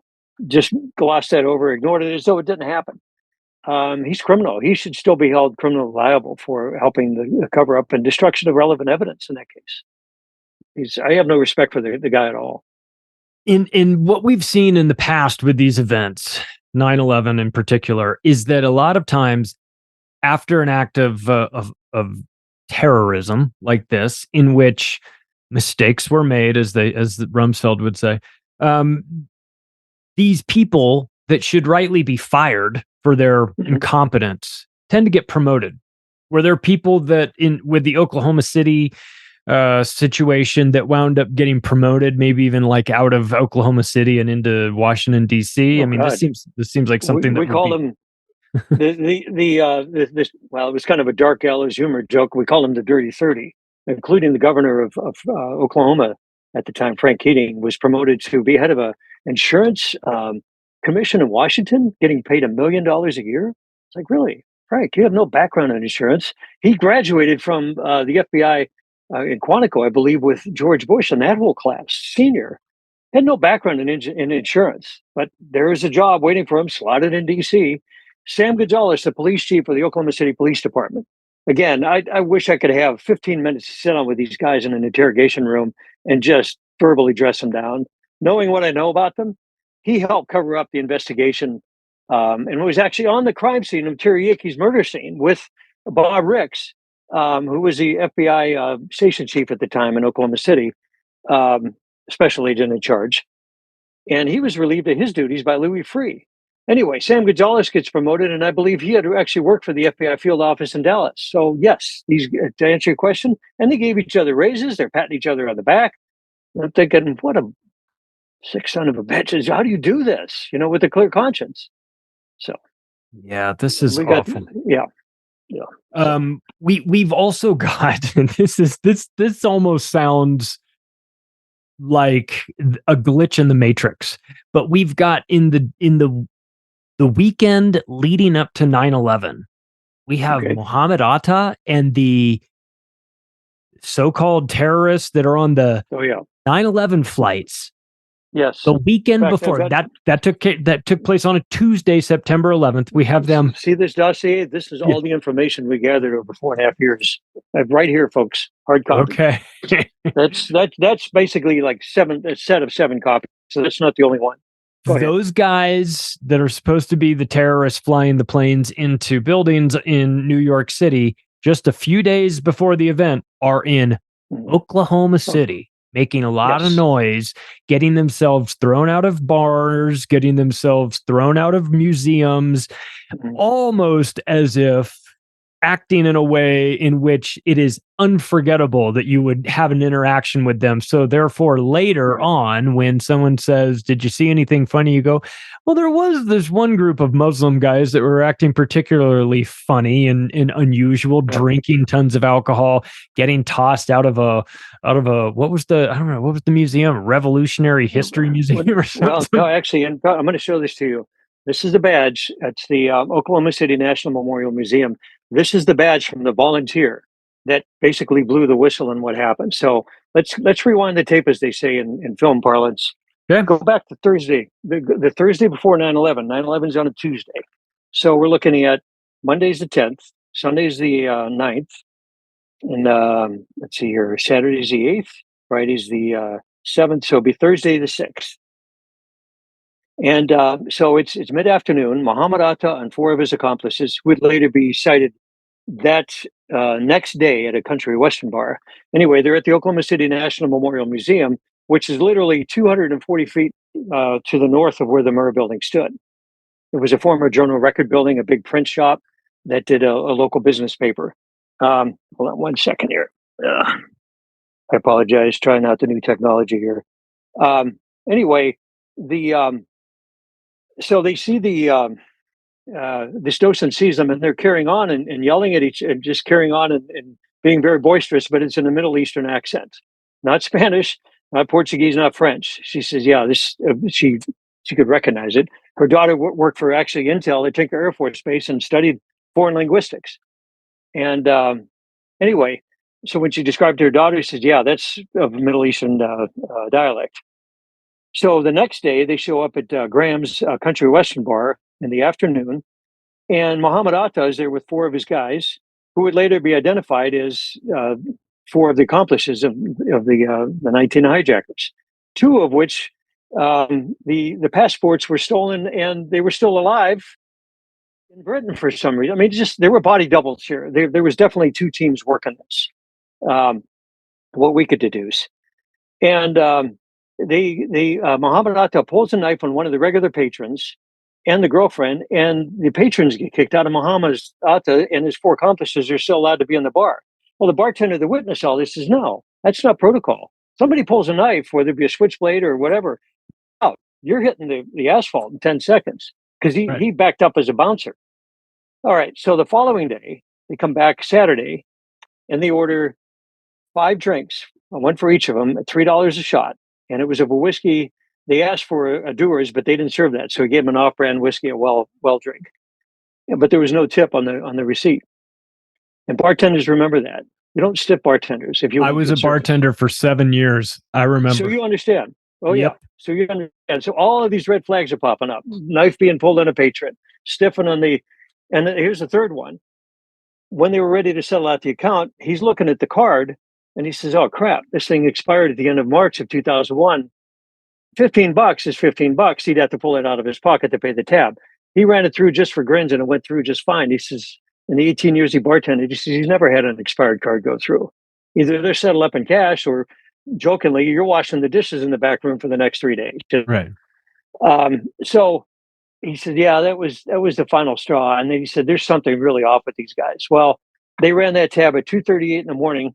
I've got a copy here of that Sunday before 9/11, never to be seen again. All right, so here another glitch in the matrix. What happens the Saturday after 9/11? So you got Tuesday it happens, Wednesday, Thursday, Friday, Saturday, 4 days after 9/11, a sixth accomplice comes back into the bar, who the bartender and the bar back and the bouncer were solid. I talked to them completely separate, and they identified it as one of the 3 hijackers that wore glasses. And I've got them in the lineup here. Anyway, this hijacker tries to pick a fight with our bartender friend. And there was kind of undertone conversation about 9/11. The 6 hijackers got upset because he says, yeah, my friends were killed in that. It's like, what are you talking about? Officially, you're one of them that was supposed to be killed. Complete disconnect. It was like living in the Twilight Zone. The bartender says, there's something really weird here. But Graham's, we found out, was known for a hangout for the spooks, and basically undercover vice squad coming in from Dallas, Oklahoma City, Minneapolis, big drug trade along I-35 corridor. They'd come there to kind of loosen up and have a few drinks, and it was also a huge money laundering operation. He said, oh yeah, Graham's hadn't made a profit in 12 years prior to 9/11. They purposely lost money. And I'm thinking, that makes no sense. Why are you in business to lose money? Well, it's consistent with, and I sent you an article to the connections with that Wiley Post Airport and the businesses there. Graham's was mixed in with that whole money laundering operation, even though it was off of airport grounds. So putting all these pieces together, it's like, oh, hell yeah. If you're going to run an operation like this, Graham's would be the place to go. Here is a clip from Johnny Vedmore and his NewsPaste clip on Andrew Marr and the Great Reset. Hey, Andrew, what type of ideas are you having? Batshit crazy ideas. Yes, it's true. Andrew Marr is having batshit crazy ideas, and he's having ideas that the Great Reset, the Great Reset, launched by Klaus Schwab and the World Economic Forum, is actually a conspiracy theory.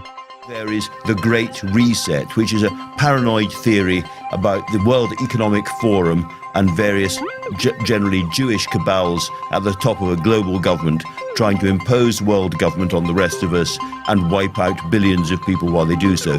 Yes, this clip of Andrew Marr comes from The Rise of Conspiracy Theories, which is on The New Statesman.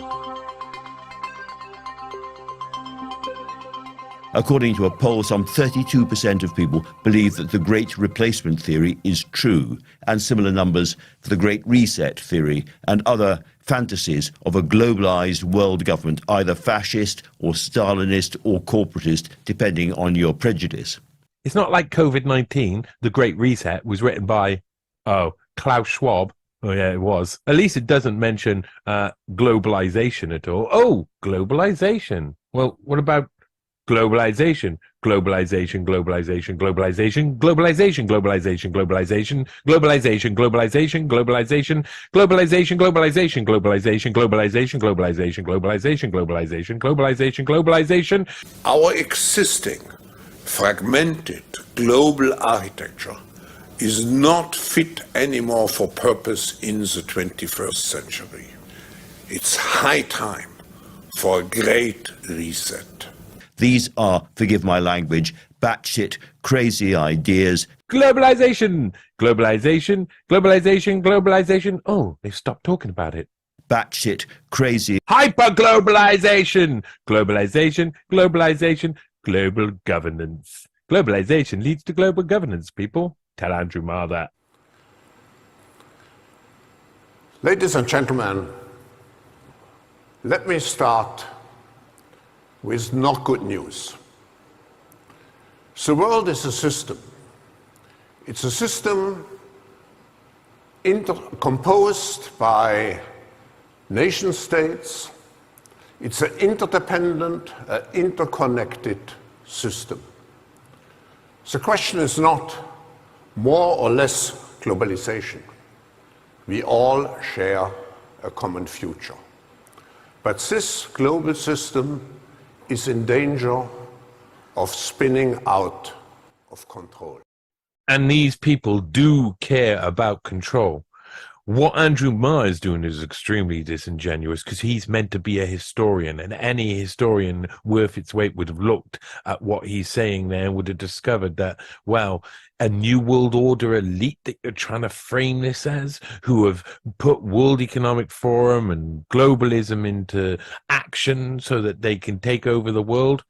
I'm afraid that in 1950, 1951, the first years of Kissinger's International Seminar was run, which was to train young global leaders. And 15 years after the start of that, well, Klaus Schwab attended it, didn't he? He went to Kissinger's International Seminar in 1965 till 1967, when in 1967 it got outed as a CIA-funded program, funded by through free CIA conduits, at least, which was the Farfield Foundation, the Asian Foundation, and American Friends of the Middle East, which was headed by Kermit Roosevelt Jr., grandson of Theodore Roosevelt. What you've got then is Klaus Schwab being given two mentors by Henry Kissinger himself, John Kenneth Galbraith, one of the most important people in history, who Marr could write 3 books about John Kenneth Galbraith and he wouldn't even touch the surface, because actually Marr's books aren't very good. And Herman Kahn, the real Dr. Strangelove. That's worth a story. That's worth knowing about, knowing that the mentors given to sent back by Kissinger from Kissinger's International Seminar, all CFR members, all members of the Council on Foreign Relations, were sent back during a time where they were designing a new future, where they were looking at what the future technologies were going to bring. And Herman Kahn was writing things like the year 2000 and State Department documents about training leadership groups outside normal society, which is exactly what Kissinger's International Seminar was meant to do. And when it got outed, they had to find another way to do it. Later on, Kissinger's sent John Kenneth Galbraith and Herman Kahn to help Klaus Schwab set up the World Economic Forum, which first runs in 1971, where John Kenneth Galbraith is keynote speaker alongside Otto von Habsburg, and of course Herman Kahn's there central as well to bring in the voters. 2 years later, of course, the Club of Rome get involved with their Malthusian idea and make the speech where the enemy of humanity is humans themselves, is man itself. the enemy of man is humans themselves, and how they need to reduce population. So that is very obvious. Even Herman Kahn rejected that theory. Do you want to check that out historically? Marr? Or do you just want to say that there's no global elite force that are all connected to the CFR and Kissinger and other people who put Schwab and the World Economic Forum into action with CIA-funded money? No, nothing like that happened, even though that it's all documented throughout history.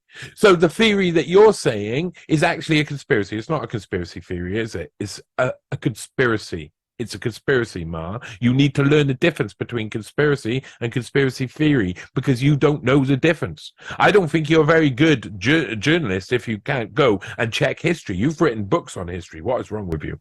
The world is in transformation from a unipolar to a multipolar world, from a uniconceptual to a multiconceptual world, which makes our global system much more fragile. There are many more actors. And finally, a stress factor for our global system is a new wave of populism. People do not want to be left behind anymore. Globalization 3.0 has lifted 100 millions of people out of poverty, but there were winners and losers. Today, we cannot justify globalization anymore by the fact that there are more winners and losers. Those who have been left behind want to have social justice. Now, if we look at each of the subsystems of the global systems, they are all out of balance. Just look at the economic system. We know we come out very well of a crisis, but with still a tremendous debt load. And as Mrs. Christine Lagarde has said, global growth is slowing down, but global risks are increasing. Globalization is sort of rebooting itself in all sorts of ways to try to take into account the geopolitics of today. I'm Robin Niblett. I was director of Chatham House for 15 years through to summer of 22. And now I'm a distinguished fellow with Chatham House, CSIS and Asia Society, and I do a bit of advisory work on the side. Well, Robin Niblett thinks that he's a distinguished fellow at Chatham House. Well, in actual fact, Andrew Marr will tell you he's a conspiracy theorist pushing globalization. So let's go back and listen to what Andrew Marr said again, and let's see if we can work through it. There is the Great Reset, which is a paranoid theory about the World Economic Forum and various generally Jewish cabals at the top of a global government trying to impose world government on the rest of us and wipe out billions of people while they do so. So the supposed Jewish cabal bit, well, the World Economic Forum wasn't put in power by a Jewish cabal. Yes, Kissinger was heavily behind it, and his mother actually worked as a kosher housemaid for one of the founders of Israel, Nahum Goldman, in his house when Kissinger was young. And yes, the Guido Goldman, who was Kissinger's best friend, would set up the German Marshall Fund, and when Kissinger's international seminar was shut down, the person who was essentially running it for Kissinger, Abby Collins, was moved over to the GMF, where she had a place in running the new training courses for young global leaders at Harvard. Yes, that's true that Kissinger himself was Jewish, but the people who put it forward were nearly all American. So there was, of course, the Rockefellers were behind part of the magazine for Kissinger's international seminar and Confluence. John Kenneth Galbraith, who I mentioned, is not Jewish. And Herman Kahn, though raised Jewish, was a very famous futurist atheist. There is no sign of anybody saying here that is a Jewish cabal behind it. No. Quite the opposite. This is a globalist, American and British-centric power base, one that Andrew Marr is fully aligned with. According to a poll, some 32% of people believe that the Great Replacement theory is true, and similar numbers for the Great Reset theory. As you see, Andrew Marr quotes a survey. He says just a survey. He doesn't say where it's from. It's from King's College London, the Policy Institute, which is heavily linked with government and is not free of bias. He also tries to conflate the Great Replacement theory with the Great Reset, and he starts calling the Great Reset the Great Reset theory, even though, as you see within this survey, they don't do that. The question they ask about the Great Replacement is the Great Replacement theory, the idea that white Americans and Europeans are being replaced by non-white immigrants, is happening. That's a weird way to frame it. But still, is it happening? Well, that is based upon a passage in a document by Kalergi years ago, and is very complicated. But lots of people believe it's true, and some people don't believe it's true. Some people do believe it's true. The Great Reset is actually something else. It's not a theory. It's something that's happened. He keeps calling it a theory. The Great Reset, announced by the World Economic Forum during the COVID-19 pandemic, is a conspiracy to impose totalitarian world government. Well, that's very carefully worded, isn't it? Because it's not the Great Reset that is the conspiracy to impose a totalitarian world government. It's the World Economic Forum is the conspiracy to impose a totalitarian government. The Great Reset is just a function of the actual conspiracy. So it's very carefully worded, so that even I would say, yes, that is not true. And other fantasies of a globalized world government, either fascist or Stalinist or corporatist, depending on your prejudice. Well, we know what the global governance that Klaus Schwab is pushing looks like because he created the entire version of capitalism that goes with it, stakeholder capitalism. So we know that. And yeah, you are quite right. There's a little bit of fascism and a little bit of communism and a little bit of capitalism, all in stakeholder capitalism. It's end stage capitalism. That's what we're looking at. And that's Klaus Schwab's own theory that he's putting forward. It looks like a little bit of all of the things you say. We have an incredible opportunity to create entirely new sustainable industries, investing in nature as the true engine of our economy. The current global crisis has disrupted every aspect of our lives, but it has also presented us with an extraordinary opportunity, a chance to reset and accelerate efforts to improve the state of our world. Changing our current trajectory will require bold and imaginative action, together with determination and decisive leadership. In order to secure our future and to prosper, we need to evolve our economic model, putting people and planet at the heart of global value creation. If there is one critical lesson we have to learn from this crisis, we need to put nature at the heart of how we operate. We are on the verge of catalytic breakthroughs that will alter our view of what is possible and profitable within the framework of a sustainable future. We need nothing short of a paradigm shift, one that inspires action at revolutionary levels and pace. We simply cannot waste any more time. The only limit is our willingness to act.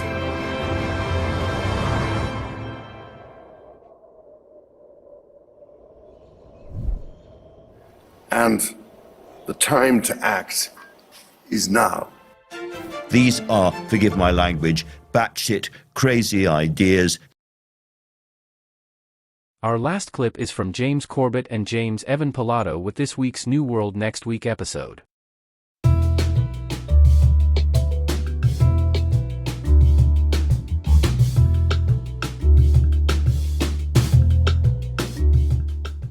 Welcome back to New World Next Week. I'm James Corbett of CorbettReport.com.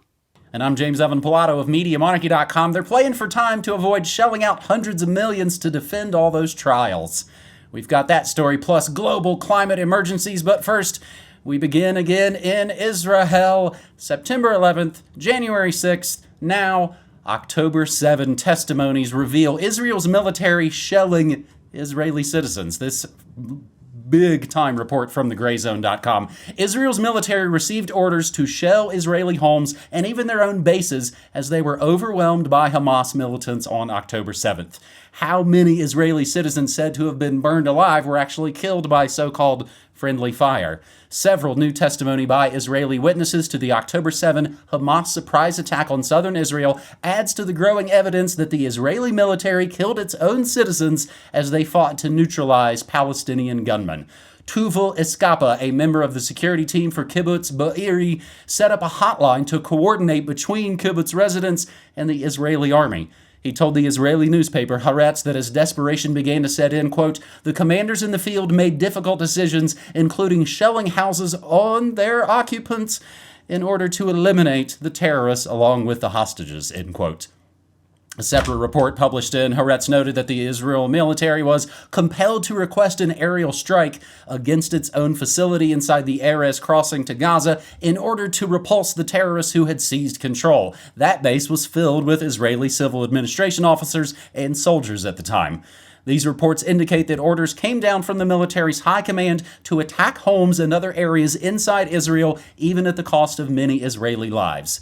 An Israeli woman named Yasmin Porat confirmed in an interview with Israel Radio that the military undoubtedly killed numerous Israeli non-combatants during gun battles with Hamas militants on October 7. Quote, they eliminated everyone, including the hostages, she stated, referring to Israeli special forces.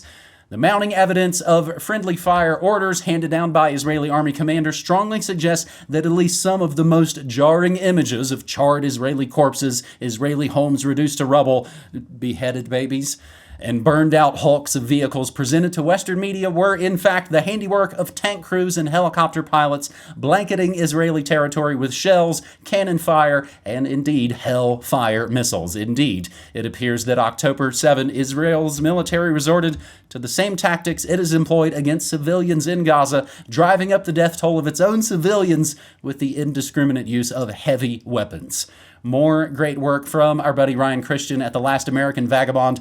Evidence shows Israel killed its own citizens on the 7th, and 53 United Nations staff and journalists deliberately killed. James, it turns out, and this was news to me, that this false flaggy move has a name: the Hannibal Directive. What was a controversial procedure used by Israeli defense forces to prevent the capture of Israeli soldiers by enemy forces. At one time, the formulation was that the kidnapping must be stopped by all means, even at the price of striking and harming our own forces. In related fast food nation slow kill news, McDonald's donating thousands of free meals to IDF and Israeli citizens after Hamas attacks, which earned it the cover spot as my cover art on this morning's morning show. Kosher Clown's supersized Semitic combo meal as we laugh to not cry. James? Yeah, and I don't know if you saw the follow-up to that, but this was posted up to Zero Hedge. Pro-Palestinian activists throw box of live rats into British McDonald's, and if for nothing else, for people who are interested in the popcorn drama of the alt media, it's interesting to watch Zero Hedge, which is posting a lot of, if not outright pro-Israeli stuff, at least stuff that is certainly not anti-Israeli, and seeing the reaction from the commenters, who I think are not on board with Zero Hedge's editorial policy on that. But that's perhaps neither here nor there in the bigger picture. And perhaps neither here nor there in the bigger picture also is Wired doing the hard-hitting investigative reporting on this, how Telegram became a terrifying weapon in the Israel-Hamas war. Won't somebody censor the internet, of course, is the cry that we hear throughout every generated crisis these days. But perhaps there are maybe bigger geopolitical ramifications to what is quickly becoming a potential flashpoint for a much, much broader conflict. And as always, I will just remind the listeners, this is not a live show, so whatever the breaking news headlines are when you are watching this, it will be new to us here sitting in the past, as evidenced by the game playing out on your screen there, James. But yeah, so but some of the headlines that I think are interesting to look at some of the broader reaction of what's going on right now. For example, Politico, Netanyahu may not last, Biden and aides increasingly believe. Well, yeah, you think so? You think that this might have some political ramifications within Israel? Well, I think it will. But what about the broader geopolitical consequences? Well, for example, this from Bloomberg, Latin America's leftist leaders recall Israel ambassadors over its war with Hamas. So we have that reaction, and then we have this reaction, which, if you just read the first part of the headline in the story, hey, sounds great. Czech DM, defense minister, calls to exit UN. Yay! For supporting Hamas. Warns Holocaust is back. Yes, exactly. It's another Shoah. Yay, they're actually calling for an exit to the UN, which is, I think, really one of the most important things that we should all be advocating for in every single country around the world right now, as the UN/WHO global government behemoth is coming into view. This one, maybe for the wrong reasons, but hey, if the Czech Republic does leave the UN, I guess it would be a win, regardless of the reasons. Anyway, yes, for those who aren't paying attention, October 7th is apparently now entering the lexicon as the new 9/11, or January 6th, which was the new 9/11 until October 7th, apparently. And more evidence of that and its strong emotional power. This is the catalyzing catastrophic event. Members of Israel's Knesset left in tears and shock after viewing IDF video of Hamas atrocities. Here, look at this, look at this, look at this atrocity, look at this. Doesn't this make you sick and disgusted? Doesn't this make you angry? It's like showing you the towers every 5 minutes for weeks, months, years after 9/11. So same deal. And I think a good summary from Mark Crispin Miller, who I know you've been citing a lot on Morning Monarchy.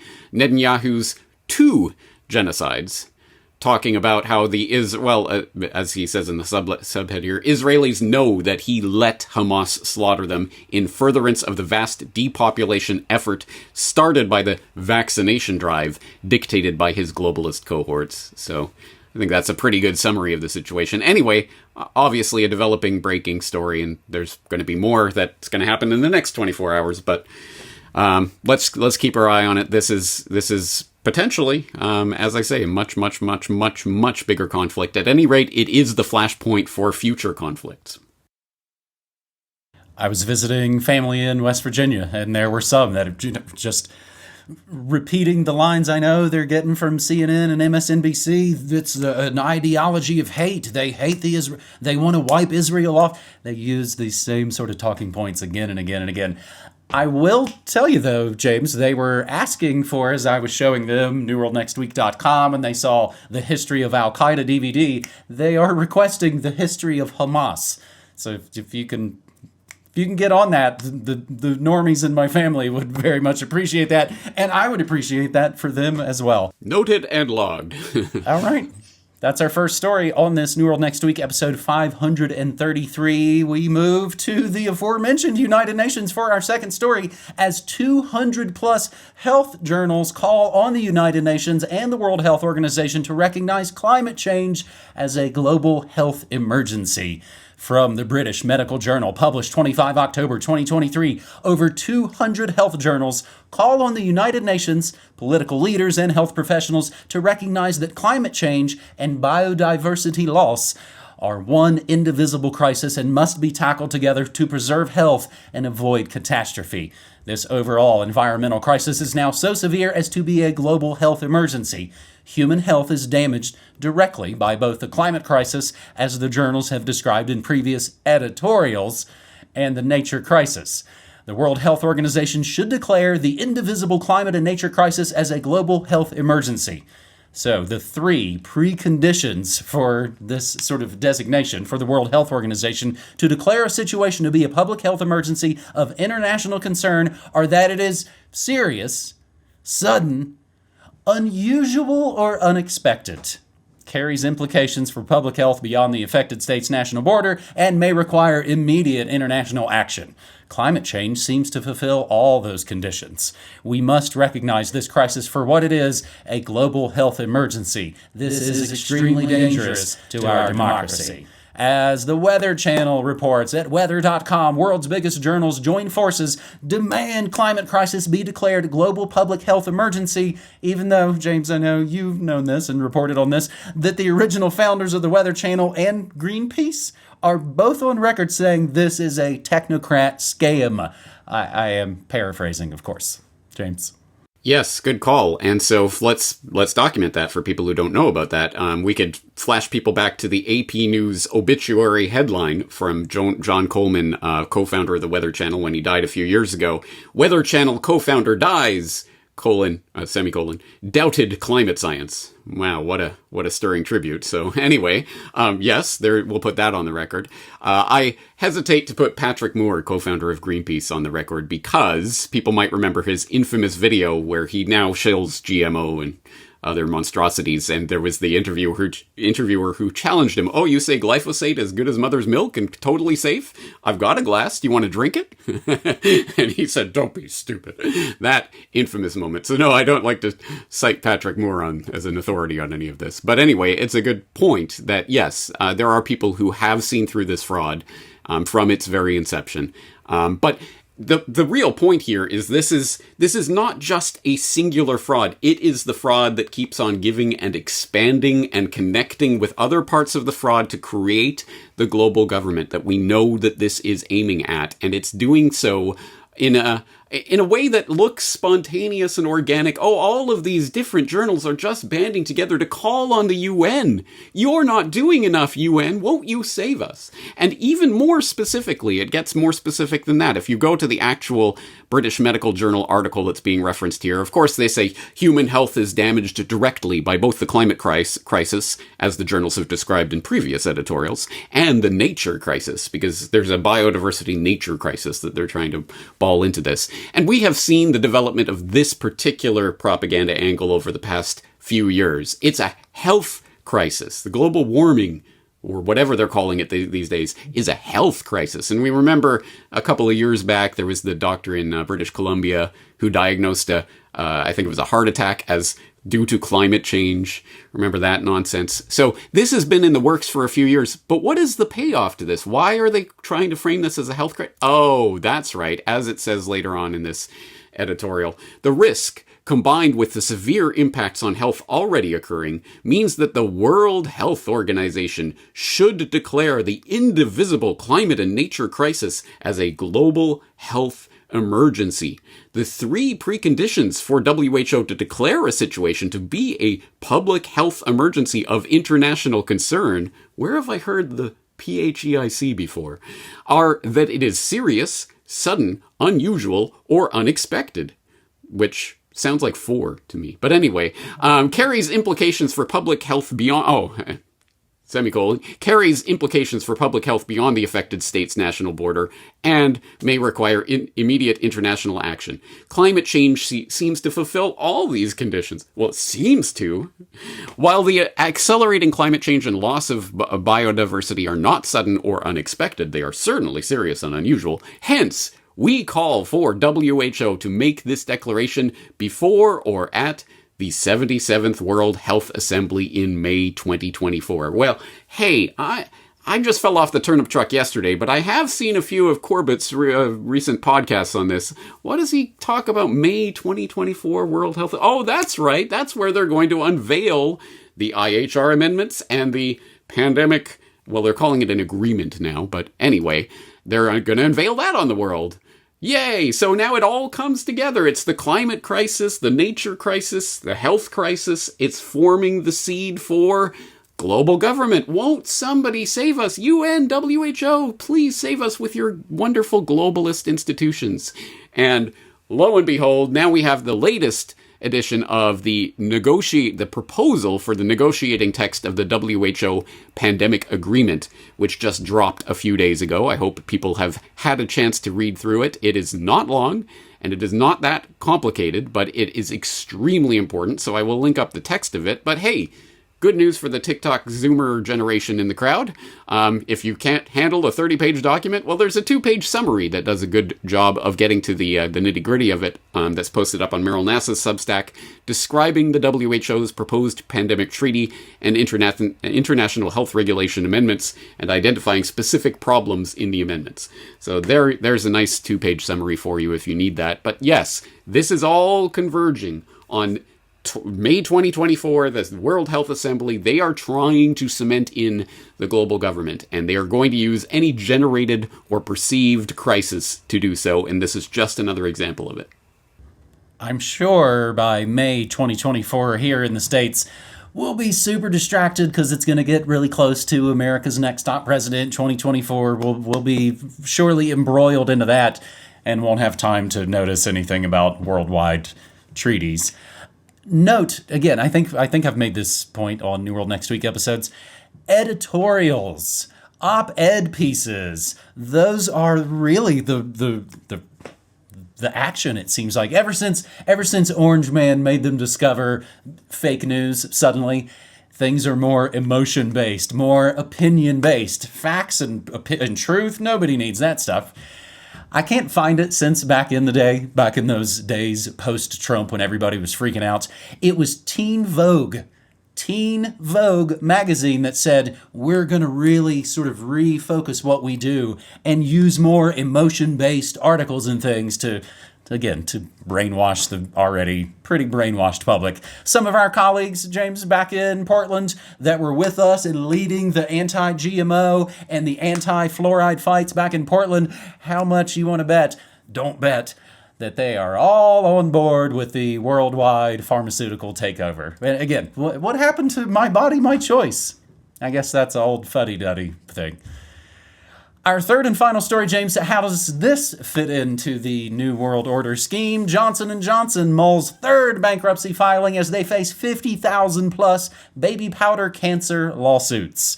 Grabbing this from fortune.com. And again, yes, everything we say is always included down in the show notes to continue the research for yourself. Johnson & Johnson faces at least 18 jury trials over the next year tied to claims of tainted talc in its iconic baby powder, prompting the company to consider a third bankruptcy filing in hopes of fostering a global settlement. Because much like JP Morgan Chase, when you can settle for $75 million, people don't have to find out about all your dealings with Epstein, and it doesn't go in those pesky court records, which generally last forever. They can just settle out of court, and it's all good to go.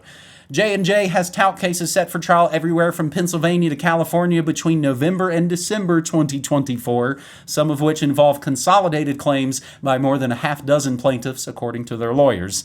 Those trials were scheduled after a judge in July threw out a Johnson & Johnson unit's latest Chapter 11 case aimed at resolving all current and future talc claims.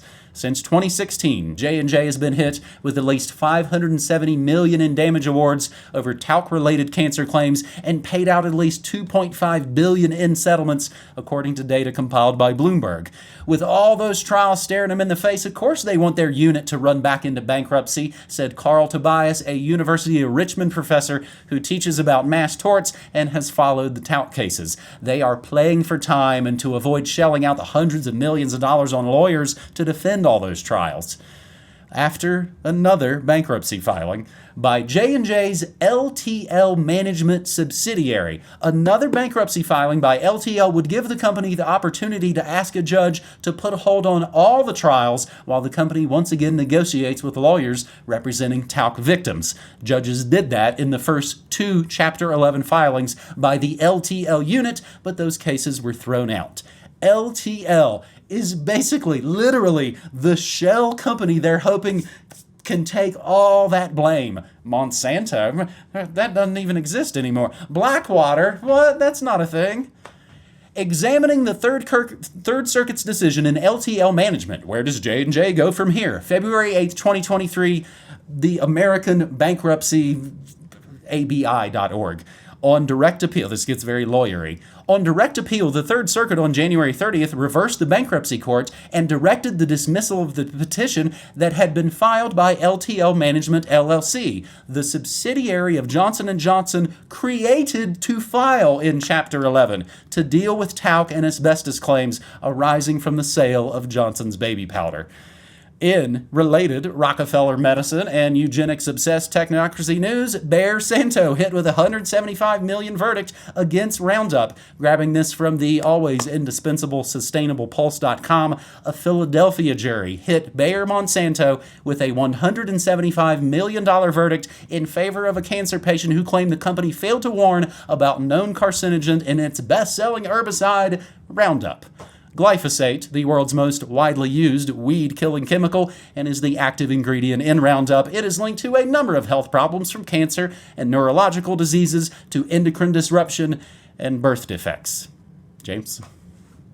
All right, excellent. Well, I don't have a lot to add to the story. I guess the question that you started with there, how does this play into the globalist agenda? I guess it remains to be seen depending how these court cases play out and whether LTL can effectively file its third bankruptcy and blah, blah, blah. But I do note, with some satisfaction, actually, that if someone were ever to go back and compile sort of the list of all of the stories that we've ever covered in New World Next Week, I would say that the Johnson & Johnson baby powder cancer case and the Bayer Santo glyphosate case, they would be up there in the rankings, I think, because we have talked about this and covered the developments in this story for many years. And I'm proud to say that because I think more people should be paying attention to this, at the very least, because regardless of what happens in the justice system, at any rate, it exposes these companies for what they are. And I think it's a good leverage tool for people who would otherwise trust everything that Big Pharma, trust the science, guys.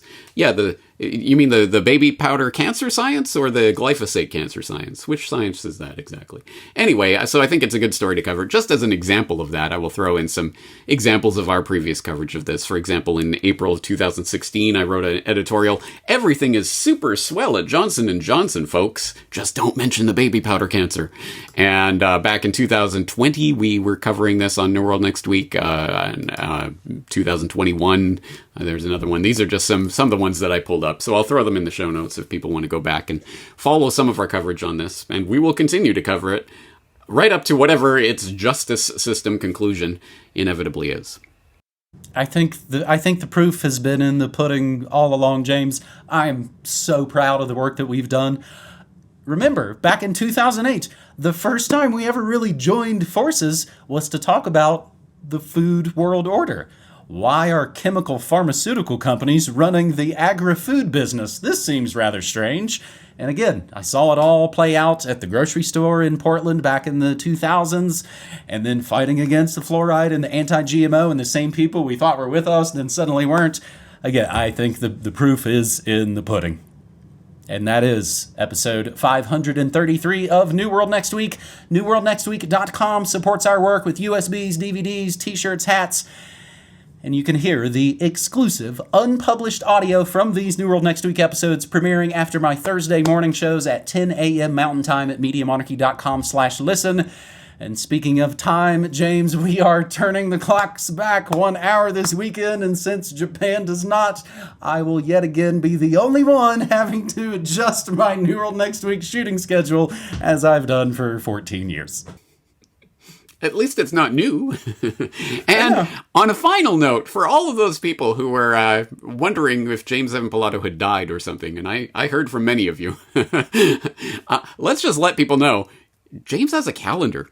If you go to MediaMonarchy.com/calendar, you can see when New World Next Week and when his show is on and when it's off and all of that. So you don't have to worry.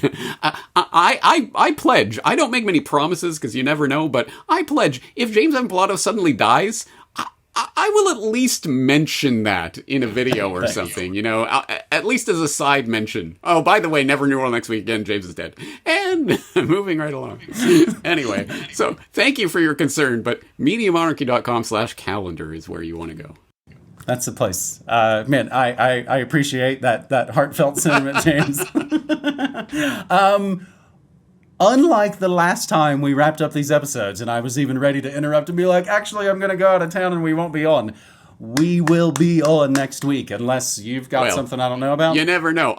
We're planning to be on next week. But if we're not, we're probably not dead. But you can always check the calendar. Make sure that your next of kin puts it on your calendar when you die. James is dead. All right, buddy. There it is. Episode 533. Thank you so much, man. All right. Thank you. Take care. You too. Thanks for tuning into another episode of the Independent Review. I want to give a special thanks to the Indie News Network and putting me on a list of amazing contributors from their award shows. I am very humbled and honored to be mentioned. See you all next week. Next, we have a much smaller, but certainly no less worthy contributor and honoree, friend of the show and the network, who I just discovered this year, and he just started doing this year. He just finished episode 39 of the Independent Review, and his name is Ryan. And what Ryan does, I have a real affinity for, because he kind of takes the concept of what I was doing at Independent Left News in aggregating the best of independent media. He's doing it with video. He watches hours and hours and hours of video every week and then takes the best segments from 6 or 7 or 8 different live streams and stitches them together into one live stream, 2 or 3 hour uploaded video that he then pushes out to all of his channels. He's featured INN. He's featured AM Wake Up with Steve Poikonen. He's featured The Last American Vagabond and Rebunked with Scott Armstrong and Unlimited Hangout with Whitney Webb and The Conscious Resistance with Derek Bros and Corbett Report and Charlie Robinson's Macroaggressions podcast. He's featured a rotation of a ton of different independent creators that I'm a big fan of what he's doing. And I've seen him grow from pretty much the time he launched and had no followers. And he's got a few here and there. He certainly deserves a ton more. So if you haven't followed him and you don't know Ryan from the Independent Review, go follow Ryan at all his channels over here. He's again on YouTube, Odyssey, Rumble, Telegram. One of these days we'll get him on to Rockfin as well. I think he needs more subscribers in order for Rockfin to consider that. So let's support him and get him onto Rockfin by getting him some more subscribers and support independent media and independent aggregators and editors. And that's what he's doing. He's editing a bunch of different stuff to create his own unique thing, which is what we do.